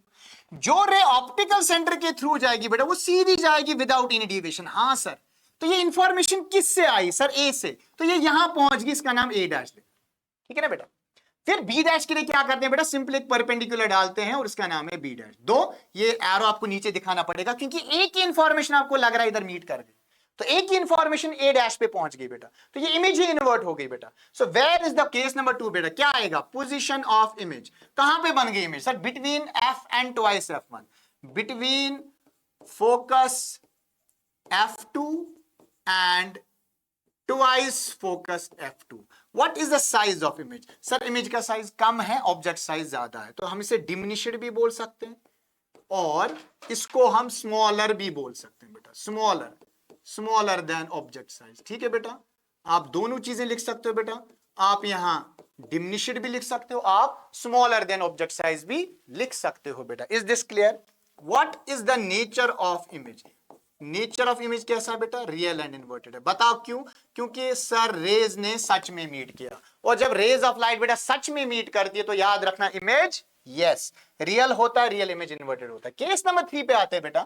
अगर मैं ऑब्जेक्ट को ट्वाइस फोकस के ऊपर रखूं तो देखो बेटा सब में यही कॉमन 2 रूल्स इस्तेमाल होने वाले। जो रे पैरेलल है बेटा वो जाएगी फोकस के थ्रू, जो ऑप्टिकल सेंटर के थ्रू है बेटा वो सीधी जाएगी without any deviation. Do they meet? Yes sir, इन्होंने यहां मीट किया। ये किस पे इंफॉर्मेशन आया? ए डैश पे। यहां ड्रॉ करके परपेंडिकुलर ड्रॉ करके B dash. What is the position of image sir? Focus पे, ट्वाइस फोकस पे, at twice focus twice F2 बोलेंगे इसको बेटा। What is the size of image sir? Same size. क्या बेटा? Same as size of object. बेटा यहां पर इमेज का साइज उतना ही होगा जितना ऑब्जेक्ट। क्वेश्चन पूछा जा सकता है where should be an object placed in front of a convex lens such that image size is same as object size और such that the magnification is unity 1। तो याद रखना इमेज का साइज तब सेम होता है बेटा जब ऑब्जेक्ट को सेंटर पे या ट्वाइस फोकस पे रखा जाता है। और सेम स्टोरी हमने मिरर्स में भी देखी थी बेटा। आइए, what is the nature of image sir? फिर से वही है सर, रियल एंड इन्वर्टेड है। क्यों रियल एंड इन्वर्टेड? क्योंकि सर रेज ने हकीकत में मीट किया है सर, तो रियल एंड इन्वर्टेड ही रहेगा। चलिए बेटा केस नंबर 4 पे आते हैं। ऑब्जेक्ट को उठा के रख दो C1 और F1 के बीच में, यानी ट्वाइस फोकस और फोकस के बीच में। What will happen? कोई तो ऐसी रे होगी जो पैरेलल होगी, क्यों नहीं होगी? वो जाएगी किसके थ्रू बेटा? फोकस के थ्रू। जो रे ऑप्टिकल सेंटर के थ्रू जाएगी वो सीधी जाएगी without any deviation. Did they meet? Yes, इन्होंने यहां पे मीट किया। ये किसका इंफॉर्मेशन सर? ए से इंफॉर्मेशन लाइट रेज ने इधर कलेक्ट किया, तो इसे ए डैश का नाम देंगे। फिर परपेंडिकुलर ड्रॉ करना होता है बेटा, इसका नाम बी डैश देंगे। तो ये बन गई इमेज और ये बन गया इमेज का साइज बेटा। What is the position of image? What is the position of image sir? Beyond twice focus sir, beyond twice focus sir, twice focus के उस साइड से जाएगा image. What is the size of image sir? Image का size ज्यादा है object से, तो क्या लिखेंगे बेटा? एनलार्ज्ड लिखेंगे। इमेज जो है वो बड़ा हो गया है। What is the nature of image sir? Rays of light ने सच में मीट किया है sir, so the image is real and yes sir inverted. Clear है बेटा? बहुत ही इजी है बेटा, बहुत ही इजी है। देखिए बेटा अब हम ऑब्जेक्ट को रखने वाले हैं बेटा कहां पर, फोकस पे। इस वाले केस का बेटा बहुत इंपॉर्टेंट एप्लीकेशन है बेटा माइक्रोस्कोप्स और टेलीस्कोप्स में। याद रखिएगा ये केस जब आप ग्रेड 12 में आएंगे इंशाल्लाह बेटा, वहां पे आप इसको डिस्कस करोगे कि ray of light which is parallel to principal axis passes through the focus after refraction. A ray of light which is incident through the optical center goes on straight without any deviation. Will they meet? They will meet at infinity. दो parallel raise infinity पे meet करते हैं। सो what is the position of image? Sir infinity पे meet करेंगे। Sir infinity पे बन जाएगी image, तो लिखिए at infinity. What is the size of image? मान लो ये इन्फिनिटी इधर है बेटा, खाली इधर है, तो यहां से मैं परपेंडिकुलर ड्रॉ करूंगा, it's quite larger in the size बेटा। सो हाईली एनलार्ज्ड, क्या लिखेंगे बेटा? हाँ, highly enlarged. Okay, what is the nature of image? What is the nature of image? Sir अगर रेज ऑफ लाइट हकीकत में मीट कर रही है sir then the image should be real and inverted. बिल्कुल सही जवाब है आपका, रियल एंड इनवर्टेड। ठीक है बेटा, आइए नेक्स्ट केस पे बेटा आते हैं। नेक्स्ट केस कौन सा है बेटा? कि अगर हम ऑब्जेक्ट को बिटवीन फोकस और ऑप्टिकल सेंटर रखें, very important case, it's an exceptional case in terms of spherical lenses. If you will keep an object between focus and optical center, one of the ray which is parallel to the principal axis passes through the focus after refraction. Yes sir. Another ray of light which is incident through the optical center goes on straight without deviation. Will they meet? Never ever. ये दो raise कभी meet नहीं कर सकती बेटा, light diverge हो रही है, दोनों रेज डाइवर्ज हो रही है। बट जब आप यहां से दोनों रेज को कलेक्ट करोगे, आपका जो ब्रेन रेस्पॉन्स होगा बेटा वो यही दिखाएगा कि ये दो रेज जो है बेटा वो इस पॉइंट से आ रही है। क्योंकि मैंने कहा ना बेटा, आप कर्वड पाथ को कभी सेंस नहीं कर सकते, आप कभी कर्वड पाथ को सेंस नहीं करेगा। आपको नहीं लगेगा ये रेज ऑफ लाइट इसके टॉप से आ रही है, आपको लगेगा ये और यहां से आ रही है, ए डैश से, तो आपको ऑब्जेक्ट का ये टॉप यहां पे दिखाई देगा, फिर यहां से परपेंडिकुलर तो इसका फुट दिखाई देगा। So where is the position of image? बेटा on the same side of lens, isn't it? जहां से आपने ऑब्जेक्ट रखा है ना बेटा, वही से इमेज भी बन रही है। आपने ऑब्जेक्ट लेफ्ट साइड से रखा था तो इमेज भी लेफ्ट साइड से बन गई। Yes, what is the size of image? बेटा अगेन एनलार्ज्ड, जो इमेज का साइज है वो ज्यादा है। Can you tell me nature of image? Can you tell me nature of image? Exactly, यहां रेज ऑफ लाइट ने हकीकत में मीट नहीं किया। So what is the nature of image? Virtual and erect. देखो बेटा, ऑब्जेक्ट जैसा था इमेज भी वैसा का वैसा है, अपराइट, इन्वर्ट नहीं होगी, तो रियल एंड इन्वर्टेड नहीं है बेटा, वर्चुअल एंड इरेक्ट है। So these are the 6 cases of image formation in case of spherical lenses that you should be able to draw very precisely in your JK Bose examination। बेटा आई इसका एक table है, आप खुद पढ़ सकते हो। मैंने ऑब्जेक्ट को इन्फिनिटी पे रखा है तो इमेज कहां पे बनती है, बियॉन्ड फोकस रखा तो इमेज कहां पे बनती है, बिटवीन रखा तो कहां बनती है बेटा, फोकस पे रखे तो इन्फिनिटी पे बनती है, ट्वाइस फोकस पे रखे तो इमेज वापस ट्वाइस फोकस पे बनती है। क्लियर है? बिटवीन F1 एंड O रखे तो image same side of lens पे आ रही है बेटा, same side as the object. सही है बेटा, तो ये सारी चीजें आप दे सकते हो, पढ़ सकते हो। जितनी भी चीजें मैंने बेटा डिस्कस की वो इस टेबल में है, you can read out this table by your on. हाँ, याद रखने के लिए बेटा ये टेबल बहुत अच्छा है, क्योंकि इमेज फॉर्मेशन ड्रॉ करने से पहले बेटा आपको पता होना चाहिए कि इमेज कहां बनने वाली है, उससे आपकी चीजें बेटा बहुत आसान हो जाएंगी। If you know this table, if you memorise this table, you will be able to draw all the ray diagrams very correctly. चलिए बेटा, अब हम आते हैं बेटा किस पे? कॉन्केव पे। कॉन्केव में हमने 3 रूल पढ़े बेटा। सबसे पहले हम ऑब्जेक्ट को कहां पे रख देंगे बेटा? इन्फिनिटी पे, और इन्फिनिटी से जो भी रेज आती है बेटा वो क्या आती है? पैरेलल आती है।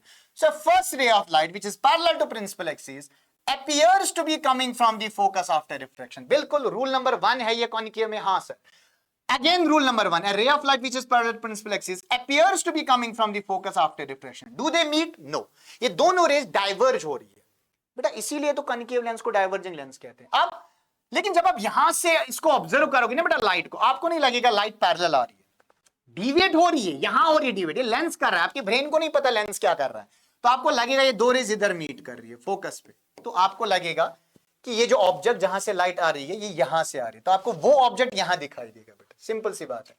What is the position of image? Sir focus पे। कहां पर बेटा? हाँ, at focus F1। What is the size of image? Sir point size है। हाँ बिल्कुल क्लियर है, पॉइंट साइज है। What is the nature of image? Sir rays of light हकीकत में मीट नहीं कर रही है सर, तो ये वर्चुअल इमेज है सर। हाँ बिल्कुल है, ये वर्चुअल एंड इरेक्ट इमेज आना है। क्लियर है बेटा? Case number 2। अब आप फिर से सोच रहे होंगे कि यहां पर 2 ही केसेस क्यों हैं, क्योंकि यहां पर 2 ही केसेस हम डिस्कस करने वाले हैं। I will make this clear. फिलहाल के लिए हम ऑब्जेक्ट को बेटा कहां पर रख रहे हैं, कहां पर रख रहे हैं, between focus F1 and twice F2? Sir नहीं, सर नहीं, पहले तो ट्वाइस फोकस रखना है सर, बियॉन्ड ट्वाइस फोकस रखना है सर, उसके बाद एट ट्वाइस F2 रखना है सर, उसके बाद यहां रखना है। बेटा मैं आपको एक बात बता दूं, वो जितनी भी पोजीशंस बनती है बेटा वो एक ही केस बनता है, इसलिए हम यहां पे case number 2 in general discuss करने जा रही है। मेरी बात सुनो, अगर आप कहीं पे भी ऑब्जेक्ट को रखोगे बेटा between infinity and optical centre, आप ऑब्जेक्ट को कहीं पे भी रखो between, yes, between infinity and optical centre, तो मैं आपको एक बात बता दूं बेटा, a ray of light which is parallel to principal axis appears to be coming from the focus after refraction। ये रूल तो सबको याद होगा, हाँ सर याद है। दूसरी रे ऑफ लाइट जो ऑप्टिकल सेंटर के थ्रू आप डालोगे बेटा, it will go on straight without any deviation. Do they meet sir? No, they do not meet sir. ये वाली रे डिविएट हो गई इधर, ये वाली रे सर सीधी गई, सो दे डाइवर्ज। पर आपके ब्रेन को क्या रेस्पॉन्स बेटा यहां से क्या मिलेगा कि ये दोनों रे जो बेटा ये यहां से आ रही है ए डैश से, तो ए का इंफॉर्मेशन आपको ए डैश में नजर आया, तो यहां से परपेंडिकुलर तो बी डैश। इसका मतलब ये हुआ कि जो ऑब्जेक्ट यहां है बेटा वो आपको यहां दिखाई दे रहा है। क्लियर है सर? देखो बेटा, अगर आप इस ऑब्जेक्ट को, पहले मैं 3 केसेस लिखूंगा बेटा। पोजीशन ऑफ इमेज, कहां पर बन गई इमेज? हाँ सर, इमेज बन गई sir between F1 and optical centre, between focus and optical centre. What is the size of image? Sir image का जो साइज है सर वो ऑब्जेक्ट से कम है, तो ये डिमिनिश्ड आएगा। What is the nature of image? Sir ये इमेज जो है सर ये वर्चुअल है, क्योंकि रेज ऑफ लाइट हकीकत में मीट नहीं कर रही है सर, तो ये वर्चुअल इंडेड बिल्कुल आएगा, यही आएगा। अब बेटा मेरी एक बात सुनो, अब मैं चेंज करने वाला हूं ऑब्जेक्ट को, मैं ऑब्जेक्ट को कहीं और पे रख देता हूं। मान के चले मैं इसको फोकस पे रख देता हूं, ट्वाइस फोकस पे रख देते हैं, क्या ले ट्वाइस फोकस पे रख देते हैं। बताओ जो रे पैरेलल है बेटा वो क्या हो जाएगी सर? वो डिविएट हो जाएगी and it appears to be coming from the focus. हाँ सर क्लियर है। तो जो रे ऑप्टिकल सेंटर के थ्रू जाएगी वो सीधी जाएगी विदाउट एनी डिविएशन। तो इन्होंने कहां मीट किया? फिर से उधर ही मीट किया, between focus and optical centre. तो वही मैं बता रहा हूं बेटा, अब आप ट्राई करके देखो बेटा, ट्राई कीजिए, ये वाला केस मत ले लीजिए, मेरा वाला केस मत, आप ऑब्जेक्ट को कहीं पे भी रखिए, फोकस पे रखिए, F1 पे इधर रखिए बेटा, एक रे पैरेलल सीधी जाएगी, it will appear to be coming from the focus, दूसरी रे ऑप्टिकल सेंटर के थ्रू जाएगी बेटा, फिर से image between optical centre and F1 आएगी। वही मैं समझा रहा हूं बेटा, वो जितनी भी पोजीशन है बेटा वो सिंगल केस कहलाएंगी, that is between infinity and optical centre. तो इमेज बनेगी between F1 and O, image will be diminished, image will be virtual and erect। I hope आपको image formation clear है। तो साथ में आप ये टेबल भी बेटा याद करेंगे कि आप ऑब्जेक्ट को इन्फिनिटी पे रखते हो तो इमेज फोकस पे, virtual and direct, highly diminished. आप ऑब्जेक्ट को इन्फिनिटी और ऑप्टिकल सेंटर के बीच में रखते हो, images format between F1 and optical centre, always and always images virtual and direct and diminished. ठीक है बेटा। Lens formula, as we discussed mirror formula in case of spherical mirrors, same way we have lens formula. What is its formula बेटा? देखो आपने देखा कि जब आप लेंस के सामने ऑब्जेक्ट की पोजीशन को बेटा बदल रहे थे तो इमेज का पोजीशन भी चेंज हो रहा था, साथ साथ उसकी डायमेंशंस भी बदल रही थी। कभी इमेज लार्जर इन साइज, कभी हाईली एनलार्ज्ड, कभी सेम साइज, कभी डिमिनिश्ड। तो कहीं ना कहीं there is a relation between u, v and f. ठीक है बेटा। सो मिरर फॉर्मूला क्या है बेटा? ये एक फॉर्मूला है बेटा, it's a formula which gives relation between, तो आप ये डेफिनेशन लिखेंगे एग्जाम में बेटा, which gives relation between, yes, किस किस के बीच में बेटा? हाँ, ऑब्जेक्ट डिस्टेंस, इमेज डिस्टेंस, और किसके बीच में बेटा? हाँ, फोकल लेंथ। ठीक है बेटा, and focal length of A spherical lens. हम लेंस की बात कर रहे हैं बेटा, मिरर की बात नहीं हो रही यहां पे, उसे मिरर फॉर्मूला कहते हैं बेटा, ऑफ ए स्फेरिकल लेंस। और क्या है वो रिलेशन बेटा? 1/v minus 1/u is equal to 1/f। Remember this relation, you don't have to prove it, grade 12 में इसका प्रूफ आप पढ़ेंगे बेटा, दैट्स वेरी इजी। पर यहां पे याद रखें, यहां पर u जो है बेटा वो ऑब्जेक्ट डिस्टेंस है, v बेटा v लिखे यहां पर, v यहां पर इमेज डिस्टेंस है बेटा, और जो स्मॉल f है बेटा वो आपकी फोकल लेंथ है बेटा। याद रखें, कैपिटल F का मतलब फोकस होता है बेटा, और स्मॉल f का मतलब फोकल लेंथ होता है बेटा।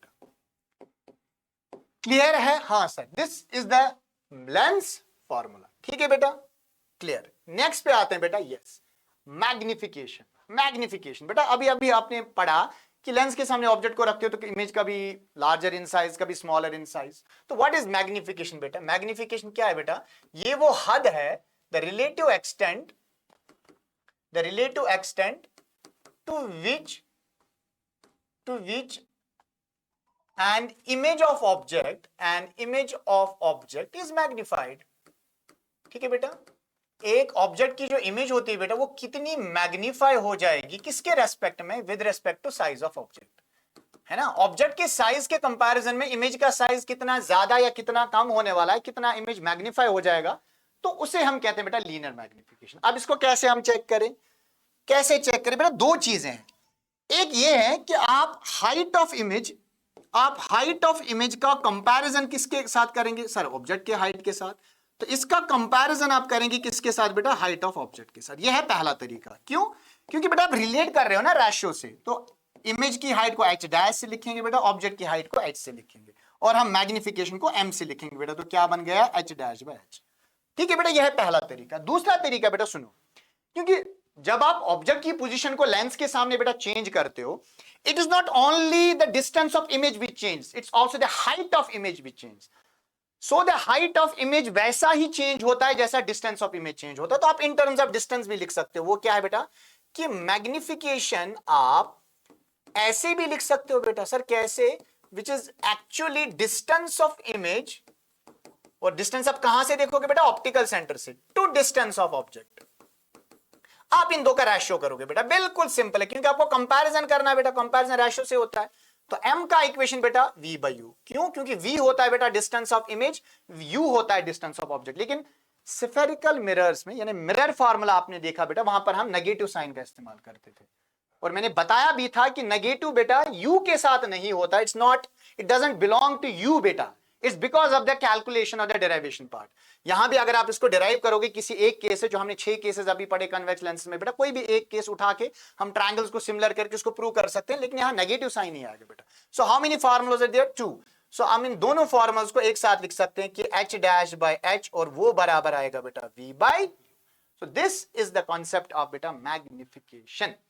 तो क्या है बेटा, height of image by height of object लिख सकते हो। दूसरा है कि आप v बाई यू भी लिख सकते हो बेटा। अच्छा, अगर आपसे कोई पूछेगा बेटा इसके यूनिट्स क्या होते हैं बेटा, यूनिट्स क्या होते हैं इसके बेटा, नो यूनिट्स, इसके कोई यूनिट्स नहीं होते हैं बेटा, it is a pure number. जो मैग्निफिकेशन होता है बेटा एक प्योर नंबर है। क्यों ऐसा, क्यों ऐसा, हाँ, because it is the ratio of two same quantities बेटा, क्योंकि ये दो सेम क्वांटिटीज का रेशियो है बेटा। जब ratio of two same quantities होता है बेटा, तो यूनिट्स कैंसिल आउट हो जाते हैं, metre by metre, kilogram by kilogram, whatever it is, तो बेटा कैंसिल आउट हो जाएंगे। तो हमारा मैग्निफिकेशन है बेटा h2 बाय h1 या h डैश बाय h। तो हाइट का यूनिट भी बेटा मीटर, इसका भी metre, metre metre cancel, no unit, it's a pure number बेटा। क्लियर है, हाँ सर क्लियर है।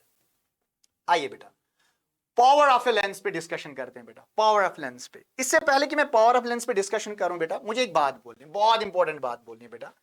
जब बेटा मैंने कॉन्वेक्स लेंस आज पढ़ाया, तो मैंने ये बोला बेटा कि कन्वेक्स लेंस बेटा लाइट रेज को एक ही पॉइंट पे कन्वर्ज करता है, इजंट इट, उसे हम फोकस कहते हैं बेटा। तो अगर आप गौर से देखेंगे बेटा, यहां फोकस जो है बेटा, it lies on the right side of the optical centre, isn't it. और हमारा साइन कन्वेंशन क्या कहता है, बिल्कुल सही सोचा आपने, ये वाला फोकल लेंथ पॉजिटिव माना जाएगा, पॉजिटिव माना जाएगा। लेकिन इसके बरक्स if you will take a concave lens into consideration बेटा, तो हमने ये देखा कि कुछ भी रेज ऑफ लाइट जो पैरेलल होंगी वो डाइवर्ज हो जाएंगी, and they appear to be coming from a point, and that point is called focus in case of concave. In case of concave, where does the focus lie, sir on the left side. If it is on the left side, what should we take it, negative. तो convex lens का focal length positive, concave lens का focal length negative. हाँ sir clear है। अब सुनिए मेरी बात बेटा, बेटा हर कॉन्वेक्स लेंस की एबिलिटी क्या है सर, लाइट को डाइवर्ज, सॉरी कन्वर्ज करने की। Yes sir.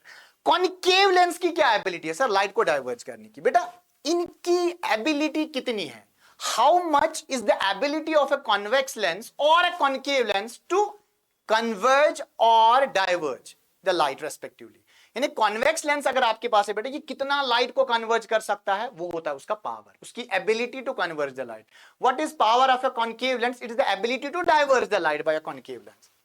अब ये एबिलिटी किससे पता चलेगी बेटा, मैं आपको बता दूं, इक्वेशन में तो लिखा हुआ है फोकल लेंथ, बट मैं रियल जो गेम यहां पे बेटा उस पे आता हूं। सुनो मेरी बात बेटा, अगर आपके पास बेटा कॉन्वेक्स लेंस है, we have a thinner convex lens and we have a thicker convex lens. ठीक है बेटा, देखो किस चीज का फर्क होगा बेटा।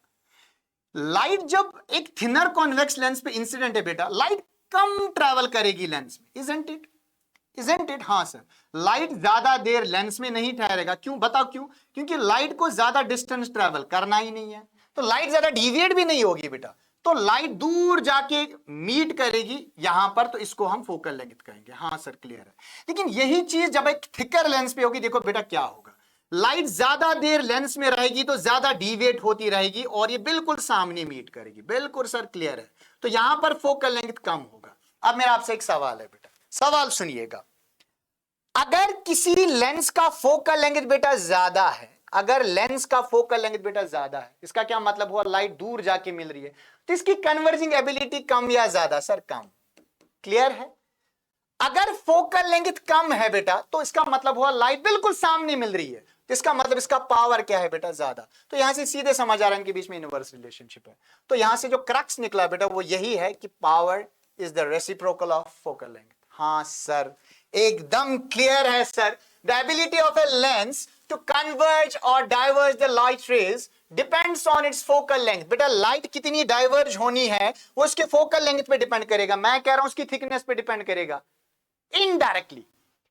A convex lens of short focal length bends the light rays through the larger angles। जो लेंस बेटा क्या होगी बेटा? जिसका फोकल लेंथ कम होगा बेटा, तो वो लाइट को ज्यादा डिविएट करेगा, ज्यादा एंगल पे उसको डिविएशन दिखाएगा, focusing them closer to the optical centre, और वो लाइट रेज बिल्कुल ऑप्टिकल सेंटर के सामने ही मीट करेंगे। सिमिलरली यही चीज जब कॉन्केव में होगा तो बिल्कुल रिवर्स होगा बेटा। कॉन्केव में क्या होगा बेटा? जो लेंस बेटा पतला होगा, यानी जिसका फोकल लेंथ बेटा ज्यादा होगा, तो वहां क्या होगा बेटा? वहां उतना ज्यादा डाइवर्जेंस नहीं होगा, वहां उतना ज्यादा डाइवर्जेंस नहीं होगा। तो आपको लगेगा ये लाइट रेज दूर से आ रही है बेटा, यहां से, तो फोकल लेंथ ज्यादा, तो मतलब पावर क्या बेटा? फोकल लेंथ ज्यादा मतलब पावर कम। वही है बेटा। इसके बरक्स अगर एक थिकर कॉन्केव लेंस होगा बेटा, तो आपको लगेगा लाइट रेज बिल्कुल सामने से आ रही है। तो डिग्री ऑफ कन्वर्जेंस और divergence of light rays is achieved by lens is expressed in terms of power. Light rays को कितना कन्वर्ज या डाइवर्ज किया जाएगा बेटा, वो उसके पावर पे ही डिपेंड करेगा। पावर ज्यादा तो कन्वर्जेंस डाइवर्जेंस ज्यादा, पावर कम तो कन्वर्जन डाइवर्जन कम। ठीक है बेटा, इसको लेटर पी से लिखेंगे। और ये रेसिप्रोकल किसका है बेटा? फोकल लेंथ का। एक और बात, अगर मैं आपसे यहां यूनिट के बारे में डिस्कस करूं, तो चलिए वो दूसरी स्लाइड पे आते हैं बेटा। यूनिट के बारे में देखो बेटा, P is equal to 1/f मैंने कहा। अच्छा, फोकल लेंथ का यूनिट क्या होता है? सर मीटर होता है। लेंथ है ना बेटा, तो यहां पर यूनिट, ऐसा यूनिट की बात हो रही है बेटा, यहां पर ऐसा यूनिट ऑफ पावर क्या आएगा जरा बताइए। सर ऊपर 1 है सर, और नीचे फोकल लेंथ है, सो तो 1/मीटर। इसको क्या पढ़ते हैं बेटा? इसको पर मीटर पढ़ते हैं, पर मीटर। तो आप इसको ऐसे भी लिख सकते हो, m⁻⁻⁻⁻⁻। हाँ सर, क्लियर है। तो इस पर मीटर को बेटा एक नाम से हम रिप्लेस करने वाले हैं, जिसे डायोप्टर कहते हैं बेटा, और जिसको कैपिटल डी से हम रिप्रेजेंट करने वाले हैं। ठीक है। सो लेंस का पावर जो होता है बेटा वो डायोप्टर होता है, और इसको कैपिटल डी से लिखा जाता है बेटा। एक्चुअल यूनिट इसका पर मीटर है। सो ऐसा unit of power is dioptre, denoted by letter D when f is measured in metres. क्योंकि जो ऐसा है एफ का, वो तो मीटर ही है। One dioptre it is the power of the lens. अच्छा, वन डायोप्टर को डिफाइन कैसे करें? देखो मेरी बात, पावर किसके बराबर? 1/f। अगर हम लेंस की फोकल लेंथ 1 मीटर चूज करें बेटा, जरा पावर कितना आएगा? Sir 1 divided by f। Sir आपने 1 बोला, सर ये आ गया 1/1। सर ये आ गया 1/1 आएगा, 1 पर मीटर। और इसी 1 पर मीटर को हम क्या बोलते हैं? 1 डायोप्टर। तो कब आया 1 डायोप्टर? सर जब आपने फोकल लेंथ 1 मीटर ली। तो पावर उस लेंस का 1 डायोप्टर होगा जिस लेंस का फोकल लेंथ 1 मीटर होगा, चाहे कन्वेक्स है या कनकेव है। आपके पास कन्वेक्स लेंस है बेटा, उसका फोकल लेंथ 1 मीटर, उसका पावर 1 डायोप्टर है। आपके पास कॉनकेव लेंस है बेटा, उसका फोकल लेंथ 1 मीटर है बेटा, उसका पावर 1 डायोप्टर होगा। कोई शक नहीं सर। एक और बात, कॉन्वेक्स लेंस मैंने अभी अभी बोला बेटा, कन्वेक्स लेंस का जो फोकल लेंथ होता है बेटा ये नेगेटिव होता है। और मैंने बोला जो कनकेव लेंस है बेटा, सॉरी, कन्वेक्स का पॉजिटिव होता है। कॉनकेव लेंस का जो फोकल लेंथ होता है बेटा ये नेगेटिव होता है। तो याद रखें कि इसका पावर भी पॉजिटिव होगा और इसका पावर नेगेटिव होगा। ठीक है बेटा, आई रिपीट, कॉन्वेक्स लेंस का पावर पॉजिटिव क्यों आएगा? क्योंकि 1/f का इक्वेशन है, और अगर f पॉजिटिव है तो पावर पॉजिटिव है। तो कॉन्वेक्स का अभी अभी मैंने बोला फोकल लेंथ पॉजिटिव होता है, कॉनकेव लेंस का फोकल लेंथ नेगेटिव होता है, तो उसका पावर भी नेगेटिव होगा। क्लियर है? तो जब आप ये सुनते हो किसी के स्पेक्टिकल्स का जो पावर है बेटा, लेंसेज का पावर वो माइनस है, तो मतलब वो कनकेव लेंस यूज कर रहा है। ओके बेटा, अगर पॉजिटिव है तो कन्वेक्स लेंस यूज कर रहा है। ठीक है बेटा, आइए कुछ एप्लीकेशंस देख लेते हैं बेटा। तो कन्वेक्स लेंसेज की बात करते हैं बेटा, इनके कुछ एप्लीकेशंस है, वो क्या है मैग्नीफाइंग ग्लास, मैग्नीफाइंग ग्लास बेटा आपने ज्यादा इनको शॉपकीपर्स को देखा होगा यूज करते हुए to just check the price of the objects, जो भी स्टफ उनको भेजना होता है उनका प्राइस अगर देखना होता है बेटा। क्यों? मैग्नीफाइंग ग्लास से हम कन्वेक्स लेंस से क्या करते हैं बेटा, विजुअल एंगल बढ़ाते हैं। विजुअल एंगल जब बढ़ता है ना बेटा, तो इमेज का साइज जो होता है बेटा वो काफी हद तक इंक्रीज हो जाता है, तो आपको छोटा जो ऑब्जेक्ट होता है वो बड़ा दिखाई देता है। तो as a magnifying glass use कर सकते हैं। आई ग्लासेस देखिए बेटा, यानी हम स्पेक्टिकल्स में डिफेक्ट्स ऑफ विजन को ठीक करने में कन्वेक्स लेंसेज का इस्तेमाल करते हैं। तो जैसे एक डिफेक्ट है बेटा हाइपरमेट्रोपिया, क्या है बेटा, हाइपरमेट्रोपिया में क्या होता है बेटा, इसको हम नेक्स्ट चैप्टर में वैसे डिस्कस करने वाले हैं बेटा, वहां मैं आपको बता दूंगा कैसे इसको एक कन्वेक्स लेंस कॉन्वेक्स लेंस की मदद से हम बेटा ठीक कर सकते हैं। वहां लो कन्वर्जिंग पावर होता है लेंस का, इसलिए उसको बढ़ाने के लिए कन्वेक्स लेंस का इस्तेमाल। अच्छा, कैमरास में यूज किया जाता है to focus image on the film, and microscopes में मैंने बोला था, इवन टेलीस्कोप्स में, माइक्रोस्कोप दोनों बेटा, टेलीस्कोप्स में भी ये यूज किया जाता है। कौन सा बेटा, कॉन्वेक्स लेंस। आइए नेक्स्ट पे आते हैं बेटा, आपको खाली इनका एप्लीकेशन पार्ट याद रखना है बेटा, आगे आप स्टडी करोगे कैसे इस्तेमाल किया जाता है। जहां तक कॉन्केव लेंसेज की बात हम करेंगे बेटा, तो binoculars, telescopes along with convex lenses. Sir क्या मतलब, यानी जो टेलीस्कोप्स, माइक्रोस्कोप्स होते हैं बेटा, इनमें कॉन्वेक्स लेंसेज का इस्तेमाल होता है, लेकिन इनके साथ साथ आप कॉन्केव लेंसेज को भी कांटेक्ट में रख सकते हो। क्यों?